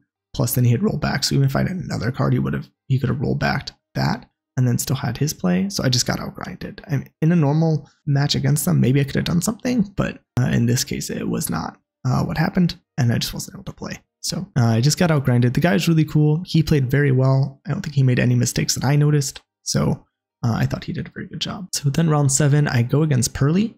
I ashed his Prosperity and I imperm Black Hat. I'm feeling pretty good, but he's still able to make Noir. I try to push through it, but I think at that point with the setup he had, I don't know if I would have. And then game 2, I opened Cosmic Cyclone plus my setup. So he tries to play into the board, and Cosmic is my friend, and you just can't play through it. And then game 3, I was able to stop his setup. I was able to make Chaos Angel and use that on the field spell. So he was able to set up slightly. So game 3, I was able to stop his setup. He still had the field spell though, but he didn't have anything major. It wasn't like a Noir. I was able to use the cards I drew. I drew like a very interesting hand where I also had the Deltas and the Bystials. So I was able to make my own kind of setup, and he had the field spell. So that was the main thing. It's like I couldn't like target any of his cards with my Phalanx I had. So I ended up going for Chaos Angel and banishing the field spell. And then that made it so then his cards could be targeted. And then I was able to Phalanx away his Synchro that he went into the one. He tried to go into the one for negating first, but I went into Chaos Angel, so it didn't do anything. So then he went to the one to try to attack to get a lot of Pearly's quick play spells. And I was able to Phalanx his monster now that the field spell was gone. And then, that lost all the materials. He didn't have anything. He was lower on life points because of my friend. And I ended up winning because we just went to time, and I was in a good spot. So I did win a few games in time at this point, but none of them were overly close. We had plenty of time to actually play. So I played really well. I felt in this one, I don't think I really made any mistakes. And I thought like I played really well in the last game, and even said he's like, that was really good. Like the Chaos Angel, the Phalanx and everything. So that ended up working out really well. But round 8, my deck box opens up in my bag. So I am rushing because I wanted to make sure we start the round on time. Because I'd used the bathrooms. I was rushing to get to the table. I open my bag. My deck box opens up. I'm like, oh my god. So everything's mixed together with my side deck and extra deck and everything else. So I'm trying to separate everything out. I thought I had everything, and I sorted everything. My side deck was correct. My extra deck was good. I'm like, my deck looked okay. And I presented my deck, and I look in my bag. So I was making sure everything was like set up under my chair so no one could grab it. And I saw 3 of my cards in there, and I looked, they're like for my deck. So I bring it up to my opponent, and I was like, what do you want to do? Because we didn't look at our cards, but I did present my deck. So he's like, well, let's call a judge. So we called a judge, and he brought a head judge, and he explained, since he asked, like, can I play with my deck? And I was like, no, it's a 40 card deck, so I'm under the limit.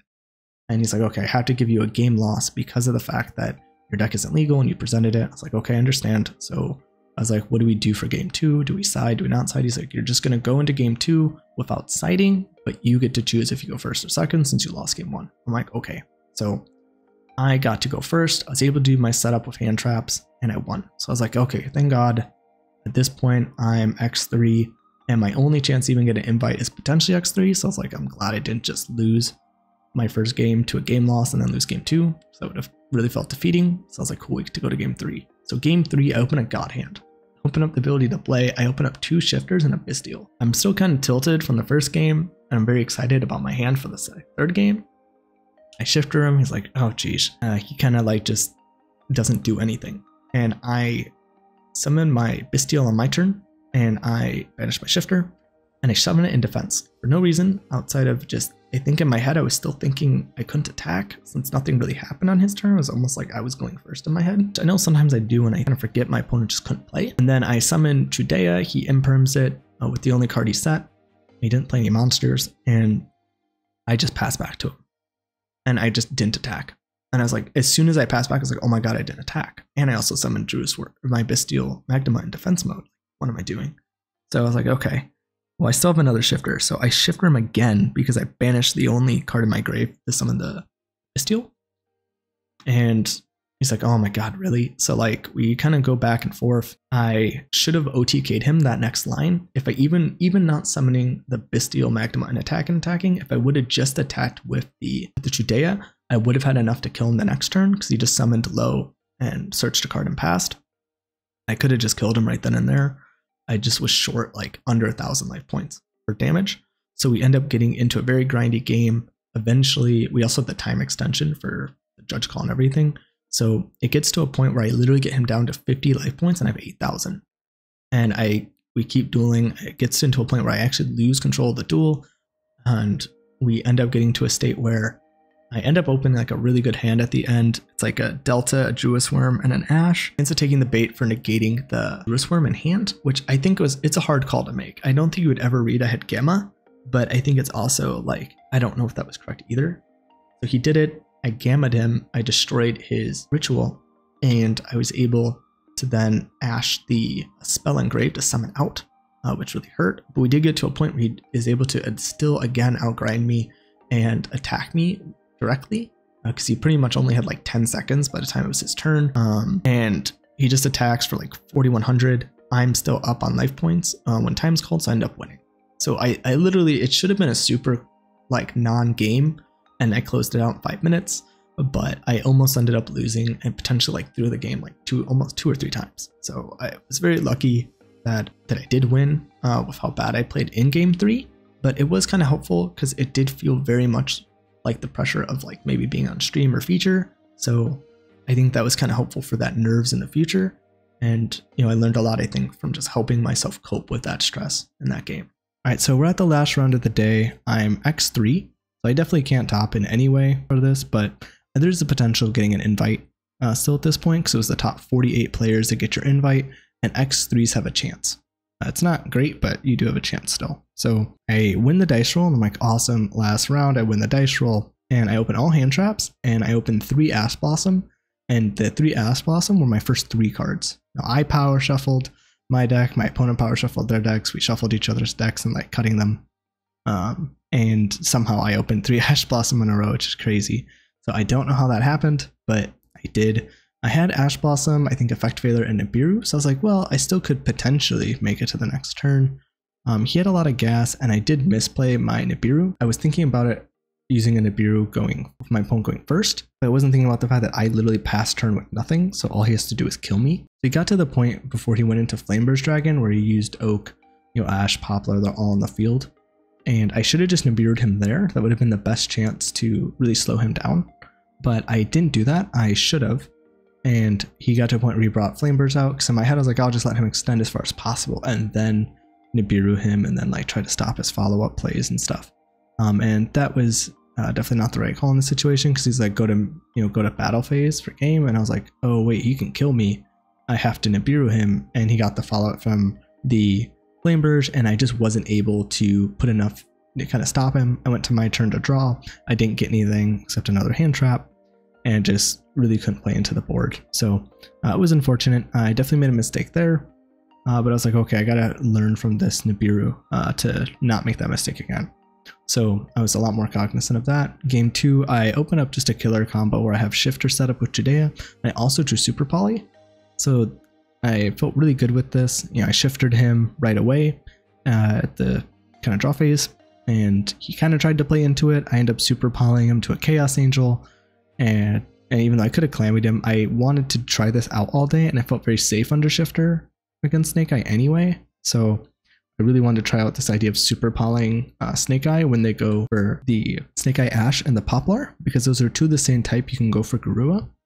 And what's nice about this is it stops them from being able to go Nightmare Phoenix and pop the Super Poly and discard and then play through original. Because if you do wait, they could potentially do that if they hit the Super Poly, especially if it's the only set you have. I did have more set with the trap, but it was something I wanted to try out. So you can usually go into Garua and then, bring out your Primera whenever you want to, go into Chaos Angel on the opponent's turn, banishing a card and searching follow-up. So it's just pretty nice. So he just wasn't able to play through it and conceded. We go to game 3 for a good amount of time left. My opponent starts, I think just effect veilered his Ash for Snake Eye Ash, and he passed his turn. I'm like, wow, I think I just won. So I go to start my combo and I use like Primera, I get the field spell, I activate the field spell. He uses Ogre on the field spell, and I was like, oh, it can't be destroyed because I have my Centurion card. He's like, oh my god, okay, yeah, that's fine. So it's just Ogre goes through, nothing happens. So it's like, okay, that's huge. I might have lost if he Ogred me, or at least had to pass back. So he only has one card set and the Ash on the field, so I go to do my standard line. I'm reading it as a Imperm, which it was not. It was a Solemn Judgment. And I go into Legacia, because at this point I'm like, look, let's just dig into more hand traps, do a bunch of damage, set up my combo, and just really try to insulate the game and end it. So I didn't have a ton of hand traps in hand. I had more engine, so I wanted to try to draw into something extra. And that was also, I think, a mistake on my part still.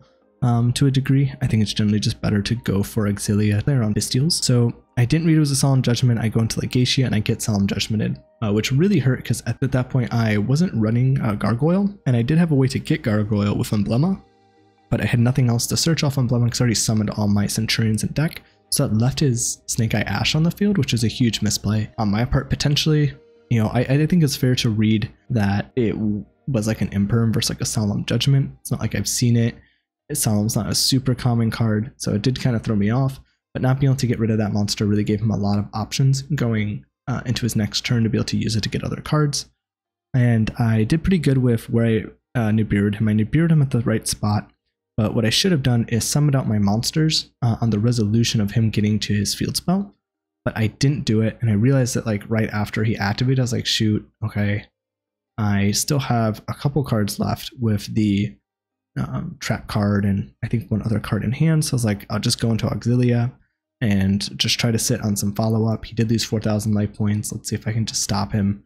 But at that point, because I was summoning on his turn after he had the field spell and he got the Flamberge, he was able to get his Flamberge out, and I used the trap on the Flamberge, and he was able to end up pushing into like a Selene access code OTK and killing me.